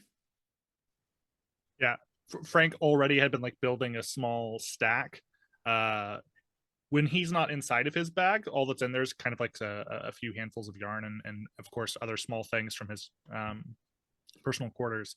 So the bag can kind of collapse back, and it's basically a dolly because it's got a rigid set of arms and under wheels to it. So he's like stacking Dr. Harrow's bags kind of on top of his own, tying them, lashing them. And he says, "Oh, just one second. I'm working on it. Whoa, boy, this sure is a squall we found ourselves in, huh?" Yes, it's most dire. If we do not make haste, I'm afraid we will meet our death outside, and perhaps we will have to settle for pneumonia. But the people are going to need our help, so I suppose help we must. So we should make haste. Come on. I do not wish to die alone. Haste is my middle name. I'll be right there with you, Doctor. And he grabs the bags and trudges up behind him. Perfect. You find your way to a set of they're kind of buried in the snow, but you do find that there are some stone steps, your feet just kind of touching against them, and it makes it a bit easier. Your feet not falling quite so far into the snow as you continue up the hill. About midway up, the lights of the hotel getting closer and closer, you do just see that there is a rather large, a second stone shrine out in the mountains. This one is a hand raised, its palm out, about the height of a man on just a stone plinth. Every single one of the fingers and thumbs is just a stump, a raw stump. And the inscription below says, to the glory of the hoar-bitten hand, the mountain takes. For the statue, it definitely looks like those fingers are meant to be missing by design, or does it look like those were removed recently? It looks like it's part of the statue's design. So Okay. this does appear to be that the god invokes the loss of fingers to frostbite. Gotcha. Cool. I feel like Dr. Harrow just tightens his fingers into a fist to ensure as much warmth as he can muster to avoid that very same fate. Yeah. Don't forget to put on the gloves I gave you, Dr. Harrow. It'll keep your fingers a little bit safer from the cold. That said, and he glanced at the statue, a god must feed. Might be worth something if you give up one. Well, this god can have a fast for the time being. Shivering, he fumbles around to find those gloves you gave him, which he tucked into some pocket. Oh, God damn it. And gets these gloves on, I guess, and is still like all tucked up. He has never, this looked like a man who has never been around like this much cold before, so he is very much out of place. Fantastic.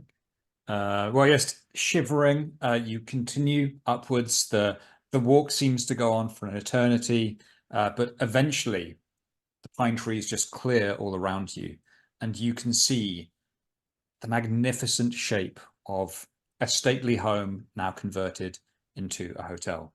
From where you are, you can see that there is a vast driveway completely covered in snow. The various guests' cars have been almost half buried. You can tell that there are the remnants of what was clearly once a bit of a skiing trip here. So just a few abandoned skis that have been stuck into the snow here and there. And as you turn to look out across the mountain, you can just make out the shape of a vast frozen lake glistening in the light of the lightning strikes that periodically fall, as we said, in exactly the same place, somewhere out across the mountains. So as you look up at Vernon's Lodge, please help me paint the scene. What ludicrously ostentatious trappings of wealth and luxury are visible to you in the hotel and its grounds? I have an immediate answer to this. Since we, in the chat adjacent to this, we were talking about getting, the Shining vibes from this. Obviously, there is a hedge maze, and it is covered in snow, and it sort of extends around, curls around the sides of the property as well. It is vast. It is drowned in ice and snow, but still clearly visible for what it is. A maze that intends to draw in people, and in this weather, leave you stranded. There is actually, John, let me ask you this. Is there a reason the place is called Vernon's Lodge? Is there a Vernon in the lore, or am I free to make something up entirely?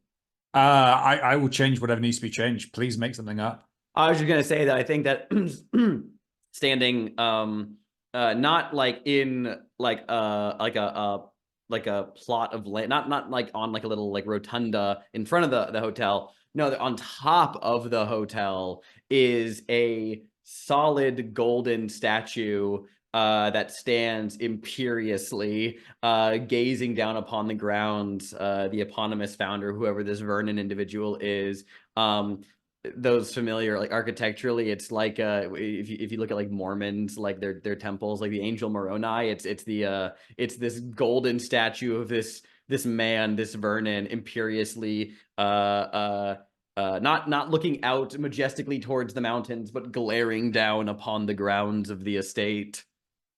It's glistened still in the stark white light of the blizzard. It's absolutely awesome. Thank you. And though your characters aren't here, I'd love to hear from our other two players as well, if you've got something to add. I think there's a very big, opulent complex of Turkish baths, but perhaps they've seen better days now. Everywhere there's like tile work and windows. There's just been a ridiculous amount of work put into stained glass windows and mosaics just throughout the whole building. It's fantastic. I love it. Yeah, I think probably the ballroom in particular, you can probably make out this vast conservatory on the left side of the building that has these rather beautiful stained glass murals that you can't quite see in detail from this distance. Fantastic. So looking up at the hotel, you obviously have the main entrance, very grand with colonnades on either side of it, an obvious route for approach. You have the ballroom is rather evident to the left of you. And you can indeed go around the back, explore this hedge maze, this Turkish bath complex that sounds rather fascinating. Maybe even a bit of steam rising up into the air from one of those little ornate rooftops. It is up to you how you want to approach this. To remind you, your starting question is a very simple one, complexity 2. It is just, do you attempt to lead an evacuation route to try and get the guests and staff out of the hotel, or do you stay and attempt to solve the murder of the adjudicator that's taken place here? So over to you.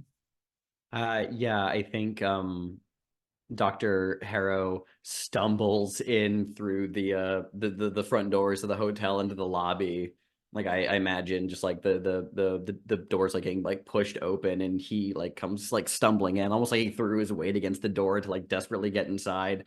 Snow is just like coming off of his shoulders and his hair. He has gone pale. His lips are blue.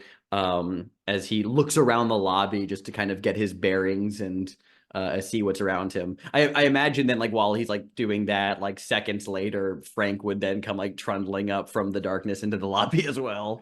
And Frank, like you could hear him before you can see him. He's like, my apologies. We get one more room, maybe one more room for the night. I was gonna call ahead, but I couldn't get through on the phones. I'm terribly sorry about the inconvenience, but we got our bags here. And he's like making a right apologetic ruckus as he enters behind you. Frank, you very possibly saved Dr. Harrow from injury, because as you start yelling about rooms, Dr. Harrow, a woman just steps out from behind the corridor of the lobby, and she is holding a baseball bat that she had ready to swing.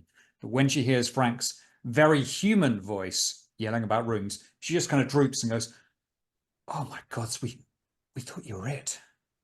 We are not it.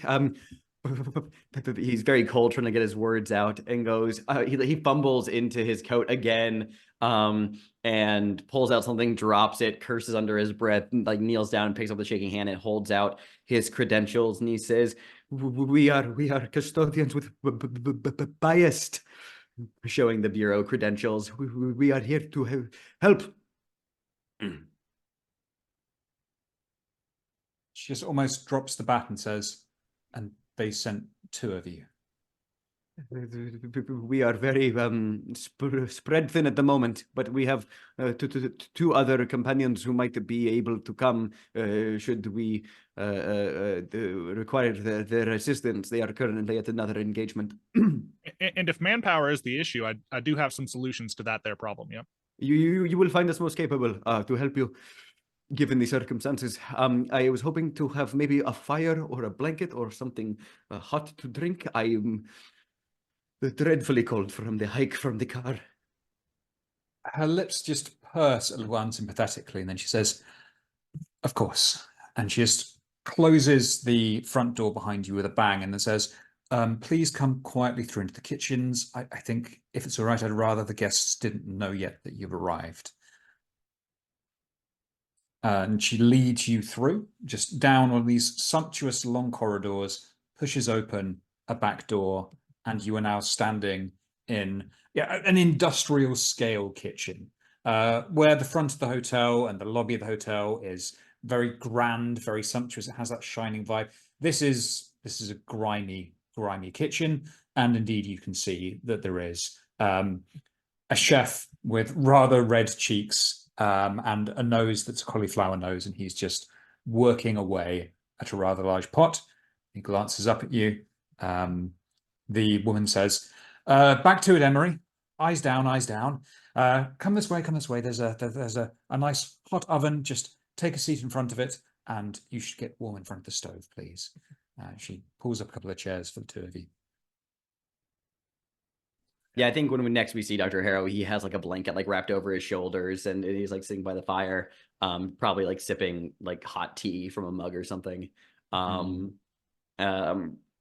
As he defers for this, like while that's happening, he's deferring to Frank to handle like this initial talking as he's warming up. That's kind of where he is in the background. Fantastic. The woman kind of she's just, you can see she's maybe trembling very slightly, though you think rather with stress rather than with fear. And she just takes a packet of cigarettes out, lights them on the gas stove, and says, "So listen, I don't mean to be rude, but we put out a signal for help. We were hoping that the police might hear, the authorities, the army, anyone really. I don't have to tell you, but we have some guests who are extremely influential. An adjudicator is dead, and you know, obviously we were expecting helicopters, you know, an entire team with assault rifles and riot shields and whatever might be needed to stop this thing. And instead we have the 2 of you who seem, to be honest, as if you both have pneumonia. I mean, is this all we're getting?" Well, at least in the short term, I can promise you no helicopters are getting up at the storm here today. We're gonna have to really hole ourselves in here if we're gonna last through the night, let alone see the authorities come in the morning. We are experts in dealing with situations of a divine leaning. I hear you've been having some difficulties with something out there in the storm, right? Yeah, you could say that. All right, so here's the situation. It was supposed to be Adjudicator Crone's birthday party, so everyone was expecting a big celebration. Most of the guests have gone back to their rooms. I think maybe a few of them are still downstairs playing billiards. It's hard to sleep given what happened. The body is out in the ballroom. I've still got the staff working their jobs, trying to keep the boiler going, food for everyone, make sure no one gets frustrated or upset, just try and, keep morale up as much as possible. So if you want to see the body, I can show you. If you have any questions, I am Montessa Vernon. If you saw the statue out front, my great-great-grandfather. Whatever I can do to get this sorted. If you just want to try and survive with us until morning, if, as you say, people are coming in the morning, that'd be good too. I feel like Dr. Harrow quickly interjects and just says, perhaps you could provide my associate and I with a rundown of the staff at your hotel. I understand the discretion with your guests, but it would still be most handy to know on a basic level who is present here so we can work effectively. Of course, I can give you a rundown, and so you don't have to remember all of these. I'll probably try and add these to the notes later on. Oh, I'll add them. It's great. I got them. Oh, thank you. So guests, there's Ray Ghibli. He's in construction, the Slag Prince. You might have heard of him. He's quite famous in the Slag King's camp. He's got an accountant with him, a Mr. Nib, I believe. There's also Commissioner Vanderkamp. He's a police chief up in Glottage. And then we've got, I don't know if you remember him, neither of you look that old, Frank Palanche. He was a skier back in the day, an athlete, quite nationally renowned. And then there's Mercy Vanderkamp, the commissioner's wife, a singer. And Montessa Vernon just does something with her eyebrows that makes you think that she does not really believe that Mercy Vanderkamp is much of a singer. As for staff, well, we did send a couple of the boys out into the snow to see if they could get the car started, and they never came back. So it's me, Emery here, the chef, and Emery goes, oi, oi, and that goes back to stirring. Leonora, one of our waitresses, she's somewhere changing sheets or something, I don't know. And then down in the boiler room, we've got Peter. He's a sacrificial convict. He's indentured, but it's his job to tend the boiler until the heat runs out. That's it. That's all of us. Question to you, John. Of those on the staff-related end of things, who would have been here like 10 years ago? Like probably Montessa, but anybody else? Montessa would definitely have been here. I think if you're asking her the question, she would probably say, no, well, Leonora's new, and, the convicts, they don't tend to stick around too long. But me and Emery here, I'd say, we've both... How long have you been here, Emery? And Emery just goes, too long. Goes back to his stirring. He's been here for 12 years. That's why he's such a drunk. I think Frank would ask because Frank's very good with names, and of course he used to work here. I'll say roughly a decade ago. He was under service here. Now I think as he starts to strip off his exceptionally long scarf as it's bundled up around his neck, take off his cap, as he's sort of getting out of all of his knit wear here in front of the fire, he's getting warm rather quickly. He looks at Montessa and kind of straightens out his hair. Well, I ask because I was actually here. Oh, goodness me, around about 10 years ago. And I of course remember you. You might not remember my name or my face. It's me, Frank Idle. I was here on behalf of the Helping Hand during that. There was that staffing crisis back then. I think I'm going to give this to you as a veiled move with the risk that maybe Frank didn't leave things in such a good state. But if it is successful and actually Montessa has a good opinion of him, you can certainly get advantage with her later on in whatever manner you see best fit. So yeah, I like that. I would give that to you as a whatever I've forgotten personality-based stat. Presence. Presence. My zero. Please. You're zero. Right now. Yeah, that's me. Yep. Good roll. Hey, I'll take the dice though. That's a 10. That's a 10. Perfect. I think, well, would you like to, how does Montessa remember you?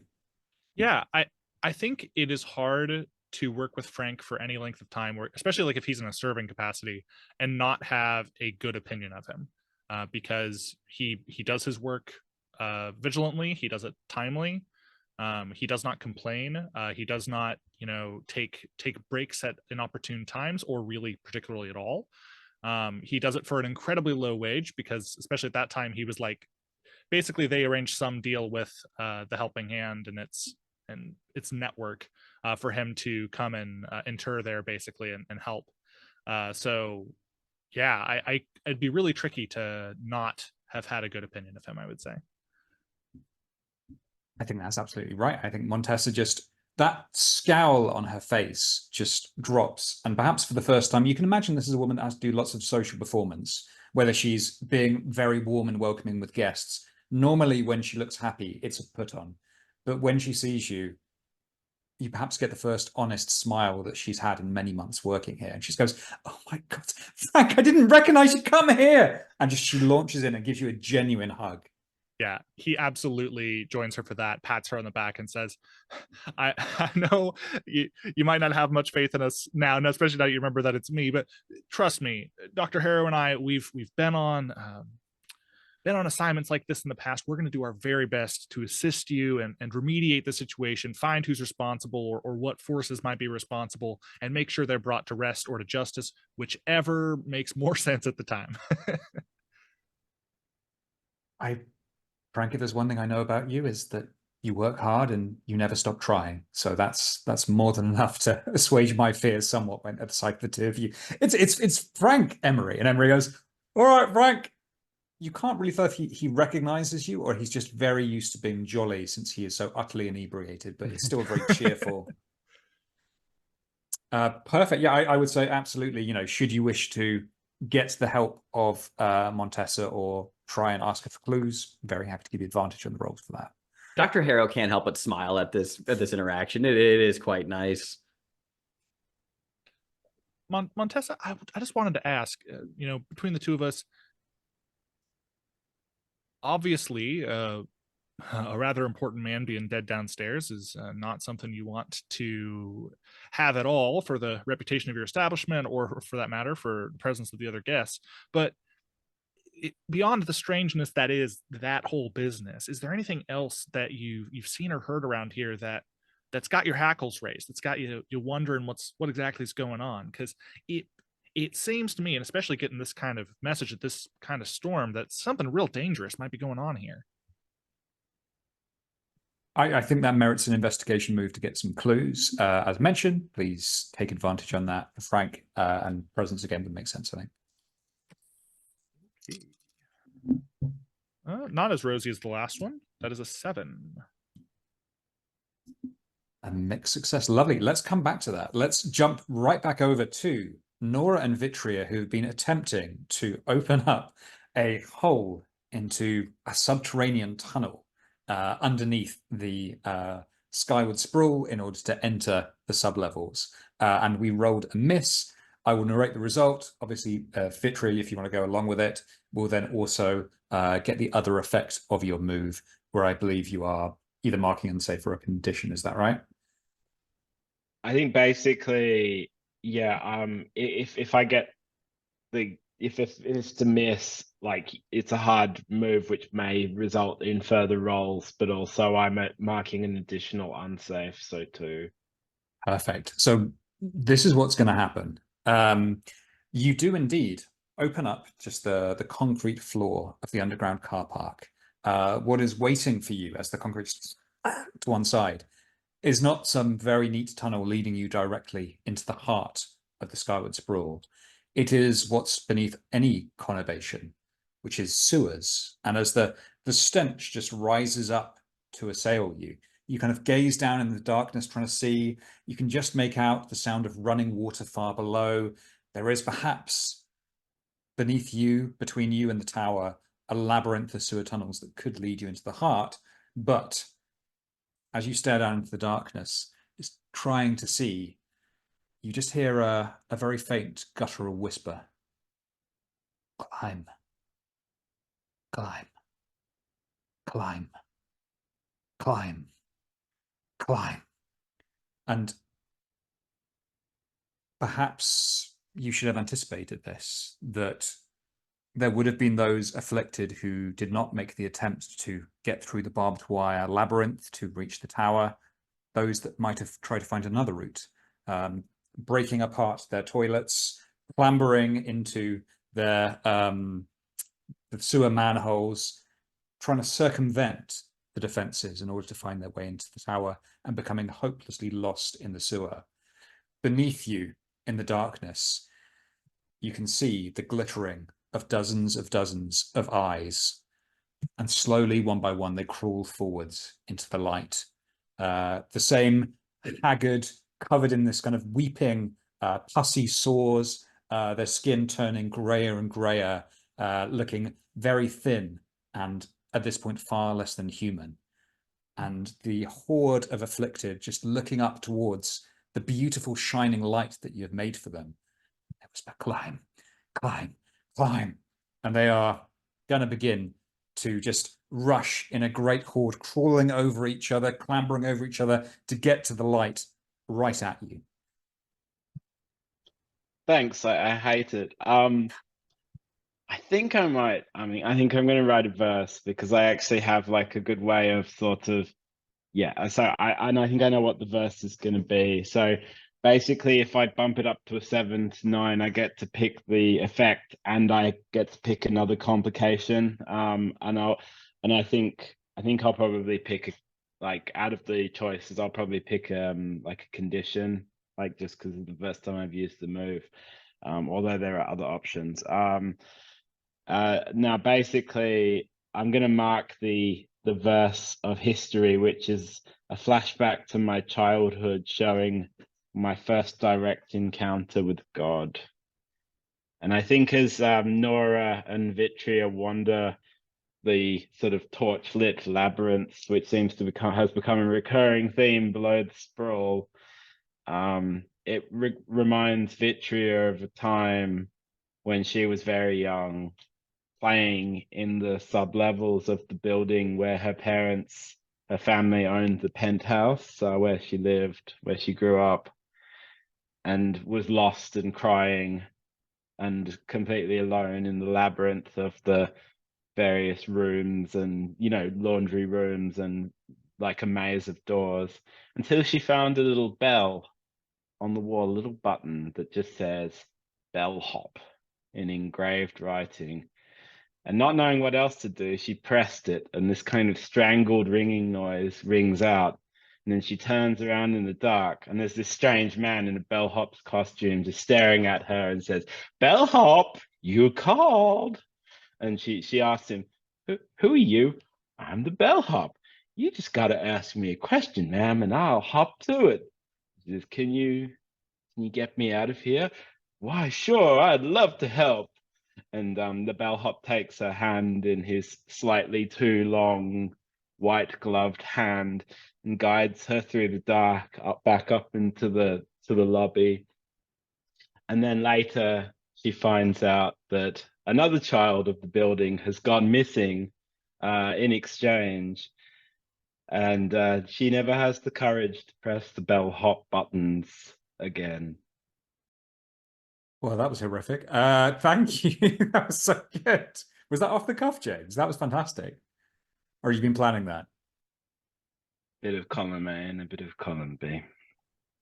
Brilliant. Okay, fantastic. Do you want to then narrate the result for me and we can talk about what condition you get? Yeah, I'm just gonna have a quick look at the move and see if there are any.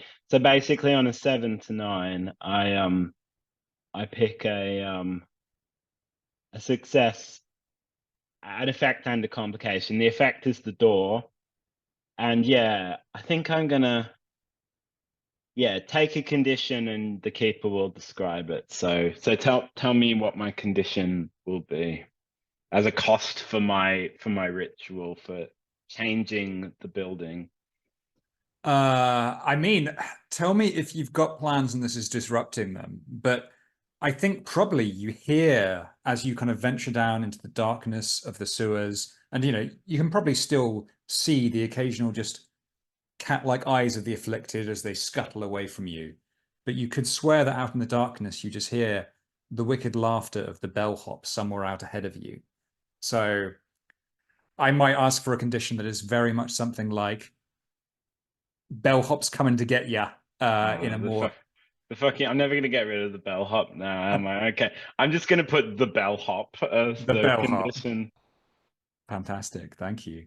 I love that. And just to do a bit of a spotlight switch, Nora, obviously you have seen all of this happen. You are now in a stinking sewer along with Vitria, heading towards the dark heart of the tower. How are you feeling? What's going on with you? I think Nora's like grumbling slightly about the fact that they are walking through a sewer. I imagine the rebreathers help, but it's not a pleasant place to be. And she's kind of like looking around, like eyeing the darkness around them, like on the lookout for if someone starts coming towards them. But I think probably about halfway through their unpleasant walk, she says to Vitria, I know it was a joke before, but you're sure you're not going to get like tetanus or something with the whole, she kind of gestures with her hands, meaning to indicate you mixed your blood with concrete dust and now we're in a sewer. Like, that can't be healthy. I think Vitria taps her hard hat and says, the god protects me from workplace accidents. Thankfully, our faith has a fairly wide understanding of what constitutes a workplace accident. Pretty sure tetanus would be a workplace accident. Very well. As you continue down the sewers, and again, just maybe occasionally hearing what seems to be the mutters of the afflicted, climb, climb, climb, and Vitria to you, the little jaunty swagger and smile and laughter of the bellhop somewhere out in the darkness ahead of you. You can see that there is a manhole up ahead and just a stream of artificial light falling through it. This appears to be the entrance to the sub-basement. And I think what I'm just going to leave you two with is, as you get closer and closer to this manhole and this column of light, the light is actually falling on the body of one of the afflicted. His flesh having turned to concrete, he is just half frozen into the wall of the sewer tunnel. A few fleshy parts of him are still sticking out. And even he is just still whispering, climb, climb, climb. And as you approach him, you do see something rather strange, which is that part of the flesh of his cheek just detaches from the rest of him. And then as you watch, it just begins its own slow, slug-like crawl up the wall and roof of the sewer, through the manhole, vanishing into the sub-basement. It is climbing as well, it seems. Okay, let's jump right back to Dr. Harrow and Frank in the kitchens at Vernon's Lodge. And you're going to get a clue with the complication. And I think what I'm going to choose for this complication is I'm going to make this conspiracy clue, because this is the bit where the conspiracy starts to interfere with you. So I think that's a nice little complication. So you asked Montessa, have they seen anything else that's strange? And she says, well, until what happened with Adjudicator Groan, I would normally say that this is a nice, quiet place. We try and do the best for our guests. We're a luxury resort. This is where people come to escape from their worries, which was why I was so frustrated this morning when we heard gunfire over the hills. On the other side of the mountain, just plumes and plumes of gunfire, like someone was, I don't know, practicing, hunting, doing something. It sounded like there was some kind of activity happening just on the other side of the peaks. And at the time, I thought this would be the thing that ruined Adjudicated Groan's birthday party, absurd as it is. I was apologizing to them for the noise. I said I thought it would end soon, but needless to say, that's the least strange thing that's happened all day. If I may interject, He kind of like walks, gets up now. He's a little warmed up. Still got the blanket wrapped around his shoulders. It says, I was wondering, do you perhaps have somewhere in this building geographical surveys of the mountain, the surrounding areas of the wilderness? I was hoping to examine the terrain unimpeded by the storm's lack of visibility. Yes, of course. And she just kind of reaches into, and maybe she kind of steps out. And you know how hotels tend to have in the lobby one of those little stands where there's lots of leaflets and maps, and she just returns with a handful of those. So they are not really topographical maps. They are mostly showing the ski routes, but as you look at them, you do get a pretty clear sense of this part of the mountain, Vernon's Lodge sitting maybe halfway up, the ski lifts and chair lifts just rising all the way to the peak. And right at the top, you can just see that there is that same stone hand that you saw down at the bottom of the mountain. There is what appears to be a rather larger one of those standing right at the top. He gives like a little like once over, just nodding to himself. He says, you must understand that our first objective is to discern whether we should be getting you all out to safety through the storm, or if we will be able to help resolve things on the grounds without causing you or any other your guests harm. I hope you could entertain our requests. We do not wish to interrupt your business, but cooperation will make it much easier for us to help you as swiftly and as easily as possible.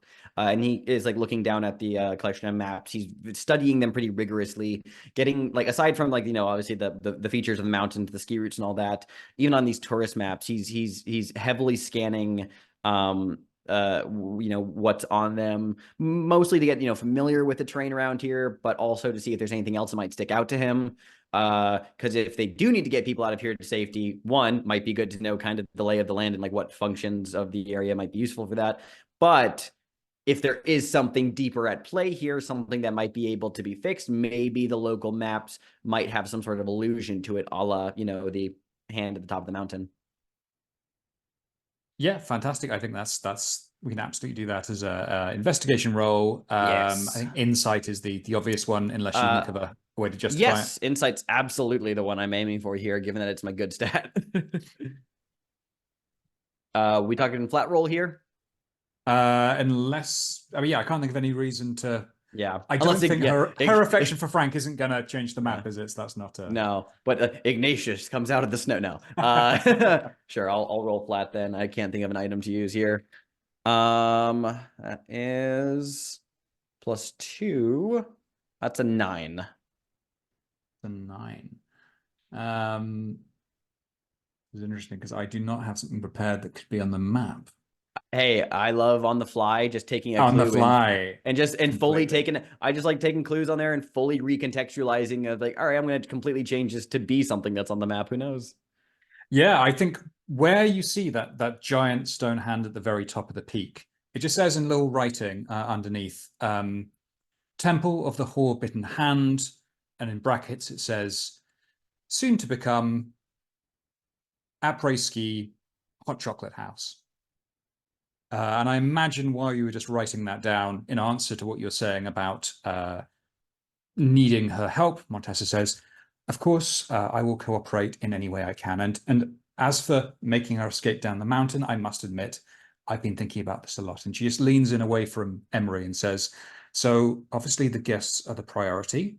So what I was thinking is that maybe Leonora and Peter and Emery could all go out first, draw its attention, the thing that got the adjudicator, and then the rest of us can make our escape while there is a distraction.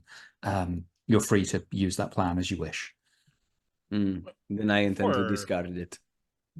Before we would even risk sending anyone else outside, you said that you sent out a couple of people to go and start the cars, and they well, they went off into the woods and you didn't see any more of them. And this kind of weather, I fear the worst.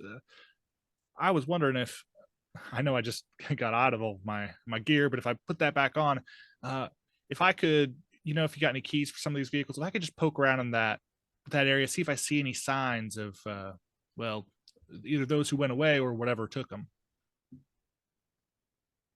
Of course, so most of the cars belong to the guests, so I couldn't give you the keys to those, but I can certainly, well, I could give you a set of the master keys that will let you into all of the outhouses. You're free to poke around as you wish. But Frank, I really must emphasize the thing that got the adjudicator.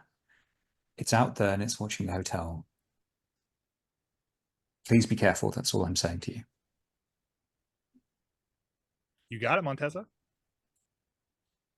She And if I may be directed, I would like to see the body of the late adjudicator. Perfect. Okay, well, I think that's a lovely note to end it on. So as Frank is handed this massive set of steel keys, we can see for a moment maybe Vitra and Nora just approaching the manhole leading through into the sub-basements of the tower, light form down upon them. And at the same time, Dr. Harrow, you were led through into the ballroom, the magnificent ballroom of Vern's Lodge. Everything's set up for a party. Happy 50th birthday adjudicator just kind of hanging from the rafters. A few balloons still bumping up against those stained glass murals that Rhyme mentioned. In the middle of the ballroom is just chaos.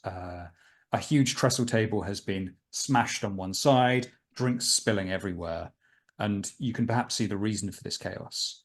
In the very middle of the room, his glass tilted as if giving a toast, looking eerily similar, in fact, to that same statue of Vernon himself from outside. Frozen as an ice sculpture, his face in a ghastly, endless grin, is a man that you probably recognize from the newspapers, Adjudicator Groan. Caught forever in this grisly fashion. Okay, lovely. Okay, we will end it there, folks. Thank you so much as ever. That was fantastic. Let us now go to XP and advancement. So, Ryan, how did Nora do? Let me check quickly. I think I did check off one. If it counts, were you vulnerable with someone during the drive to the tower with Vitria? I think I kind of had a vulnerable conversation there. So there's that. Nah. Don't think there was any divine manifestations in this. And I think the quasi monologue that Nora gave was the exact opposite of all of these options. So just the one. I mean, what to you was your monologue conveying? Because I quite like the idea that we can make an argument that we could fit in an extra bullet point on the end of that list. What would you sort of thematically define it as? I guess it was when she was talking with Vitria and saying that, like, only can judge you on yourself and what other people can't tell you who you're meant to be. So I guess like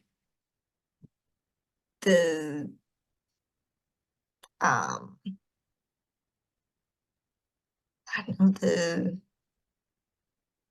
importance of individuality, that is a very,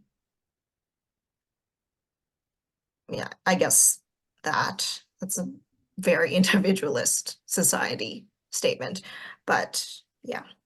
No, I see. I think it's really good because, you know, when the options is futility of individual choices, and you were talking about individuality and being yourself, which obviously in the face of powers that can completely reshape you as a person is really interesting. So, you know, this is partly you're on the verge of an advancement, and I think because you missed a session, you may be a little bit behind. So I think that's a really good justification to make it a 2 for this session, if you're willing to accept that. I mean, sure. I'm that. Sure. Awesome. Okay, fantastic. Thank you. Let's take you to, yeah, I'm really excited to see what you pick in that case.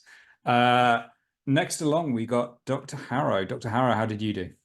So I was vulnerable to someone. I was vulnerable to Frank, I feel like. I feel like I could argue that trudging through terrible weather to get to the hotel to help people is by nature going out of my way to connect with the local community, of determining to get there despite the hazards to my health, if you'll accept that argument.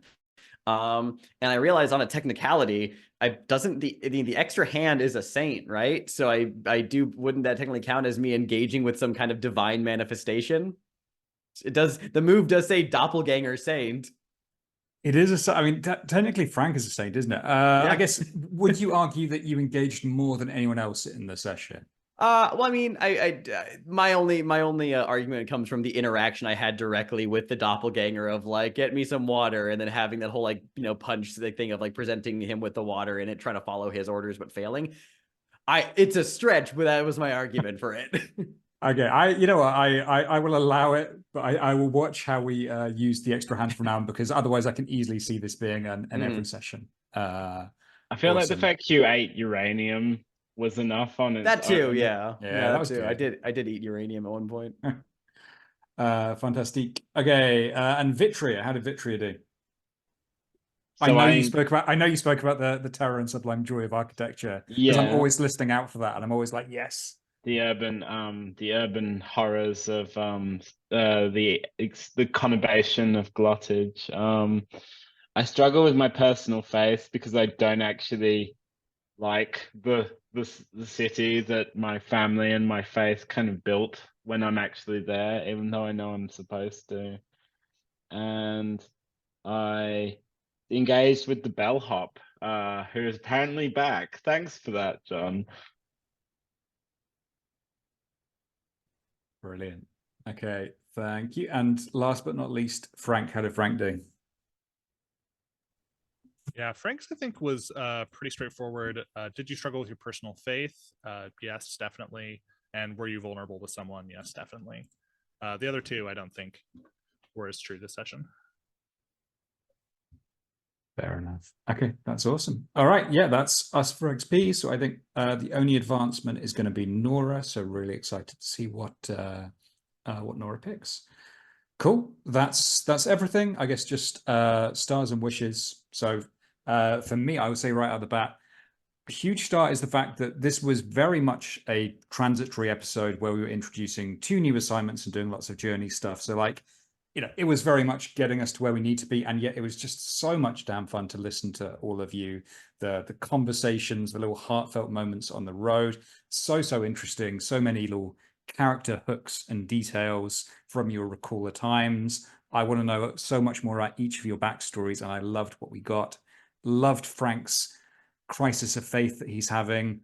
Loved the bellhop, very mysterious. Loved hearing about Nora's childhood. Love, as ever, everything Harrow does that is so disgusting with poisonous and irradiated materials. So yeah, just my star was completely having the best possible time, despite this being a bit of like a moving stuff on episode. And then I guess just wishes, really looking forward to seeing you getting your teeth stuck into these 2 assignments next time.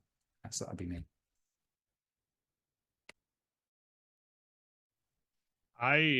Big star to you, John, just for all of the beautiful description and character work this session, like jumping back and forth between the 2. It was great because like we'd introduced the, you know, this area of glottage we're in for the tower and all that stuff, and it's extremely atmospheric. And then we switch gears completely to this snowy mountainside where Dr. Harrow and Frank are doing their business. And then we encounter the people inside, and we're like having this sort of warm meeting and greeting and conversation. And then we cut from that to a hole now opened in the ground and people clambering in the darkness. And the way that you just cut from one to the next and just slipped right back into that completely different scene and description was just awesome. I really enjoyed that.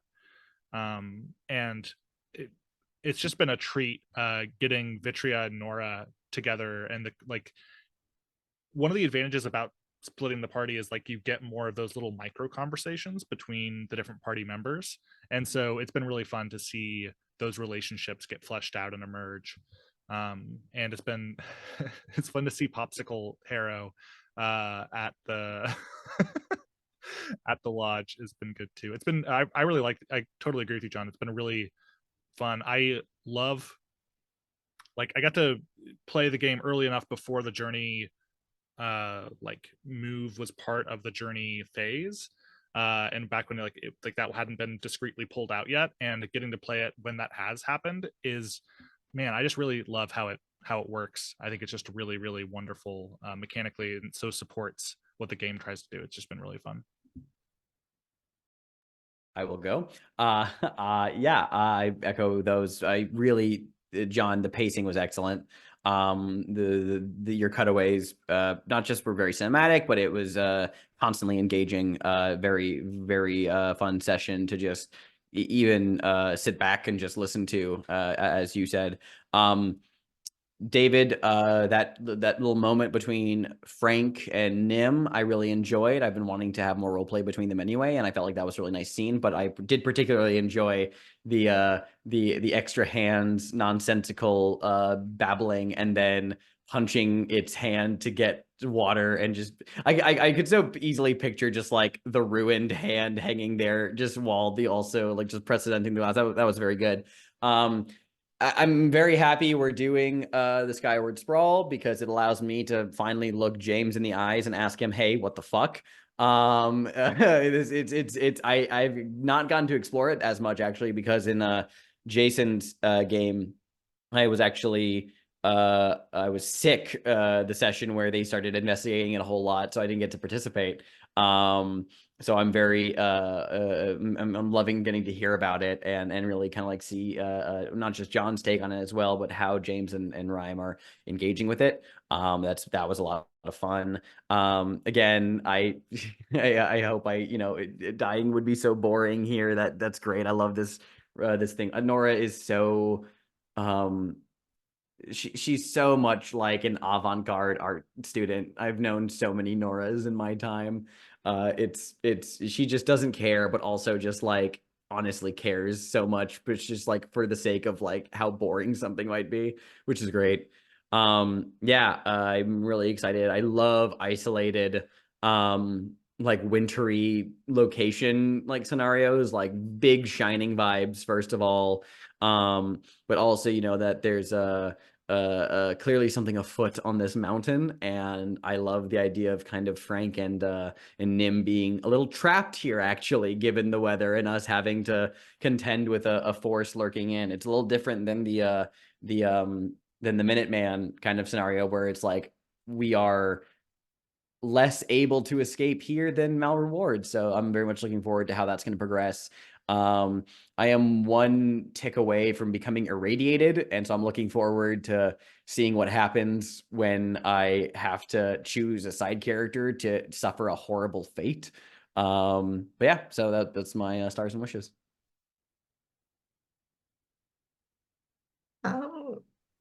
I liked how Frank and Dr. Harrow just took the car with the broken windshield and drove into snowy mountains. Like, I don't know, Dr. Harrow, how did you think that was going to go? And how Frank is like the most prepared person on this team. Though I am now wondering how Dr. Harrow is carrying around all his chemistry stuff and how he's got his like glassware packed away because that stuff is expensive and it's very breakable. And I guess looking forward, I'm interested in seeing how Vitra is going to be interacting with these other members of her faith who she does not see eye to eye with. Also the bellhop was and the rust zombies afflicted, that's gonna be nightmare fuel in a good way, but like, ew. I just love that you like Nora basically dared the Watcher in the wings to not let her die because it would be boring. I just thought that was fantastic. That was a big star for me. And I love that Dr. Harrow is really trying to kind of set Frank on a path that's not self-destructively helpful, if that makes sense. I like that kind of like that's recurred a few times now. And I love the kind of, yeah, like the proliferation of the divisions of the helping hand. And I love how that the sheet's advancing. It's really, really entertaining. All the sheets, actually, I love. And yeah, it's a bit weird to like basically like the Skyward Sprawl is partially based in I'm in Askew and partially based on High Rise by J.G. Ballard, and now the person that wrote I'm in Askew is putting an extra layer of Ascovian spin on it. So it's a unique experience, and I can't imagine a better circumstance to play it in. And I'm just really, really taken by the kind of murder mystery, cold isolation, shining. It's just like there's a really sharp vibe. So I think we're just in a really interesting place. And I also love these interstitial sort of sessions with the Silt versus RPG where there's lots of journey moves. I think the game is perfectly happy to just sit with them and have these great dialogues, and it's really rich. And yeah, like I said, star again to John for like some great atmosphere and for leaning in and soaking that up and giving it the time to do its thing. And yeah, I just want to see where we go next. I think I want to see as well. I do want to see what happens with the Minuteman, because I think that's going to be really interesting. But I'm really enjoying where we're at as well and what everyone's doing. And the Nora Vitria time we've had, I also really enjoyed that as well. Awesome. Yeah, thank you very much. I'm going to stop recording now. And thank you to anyone who's watching this.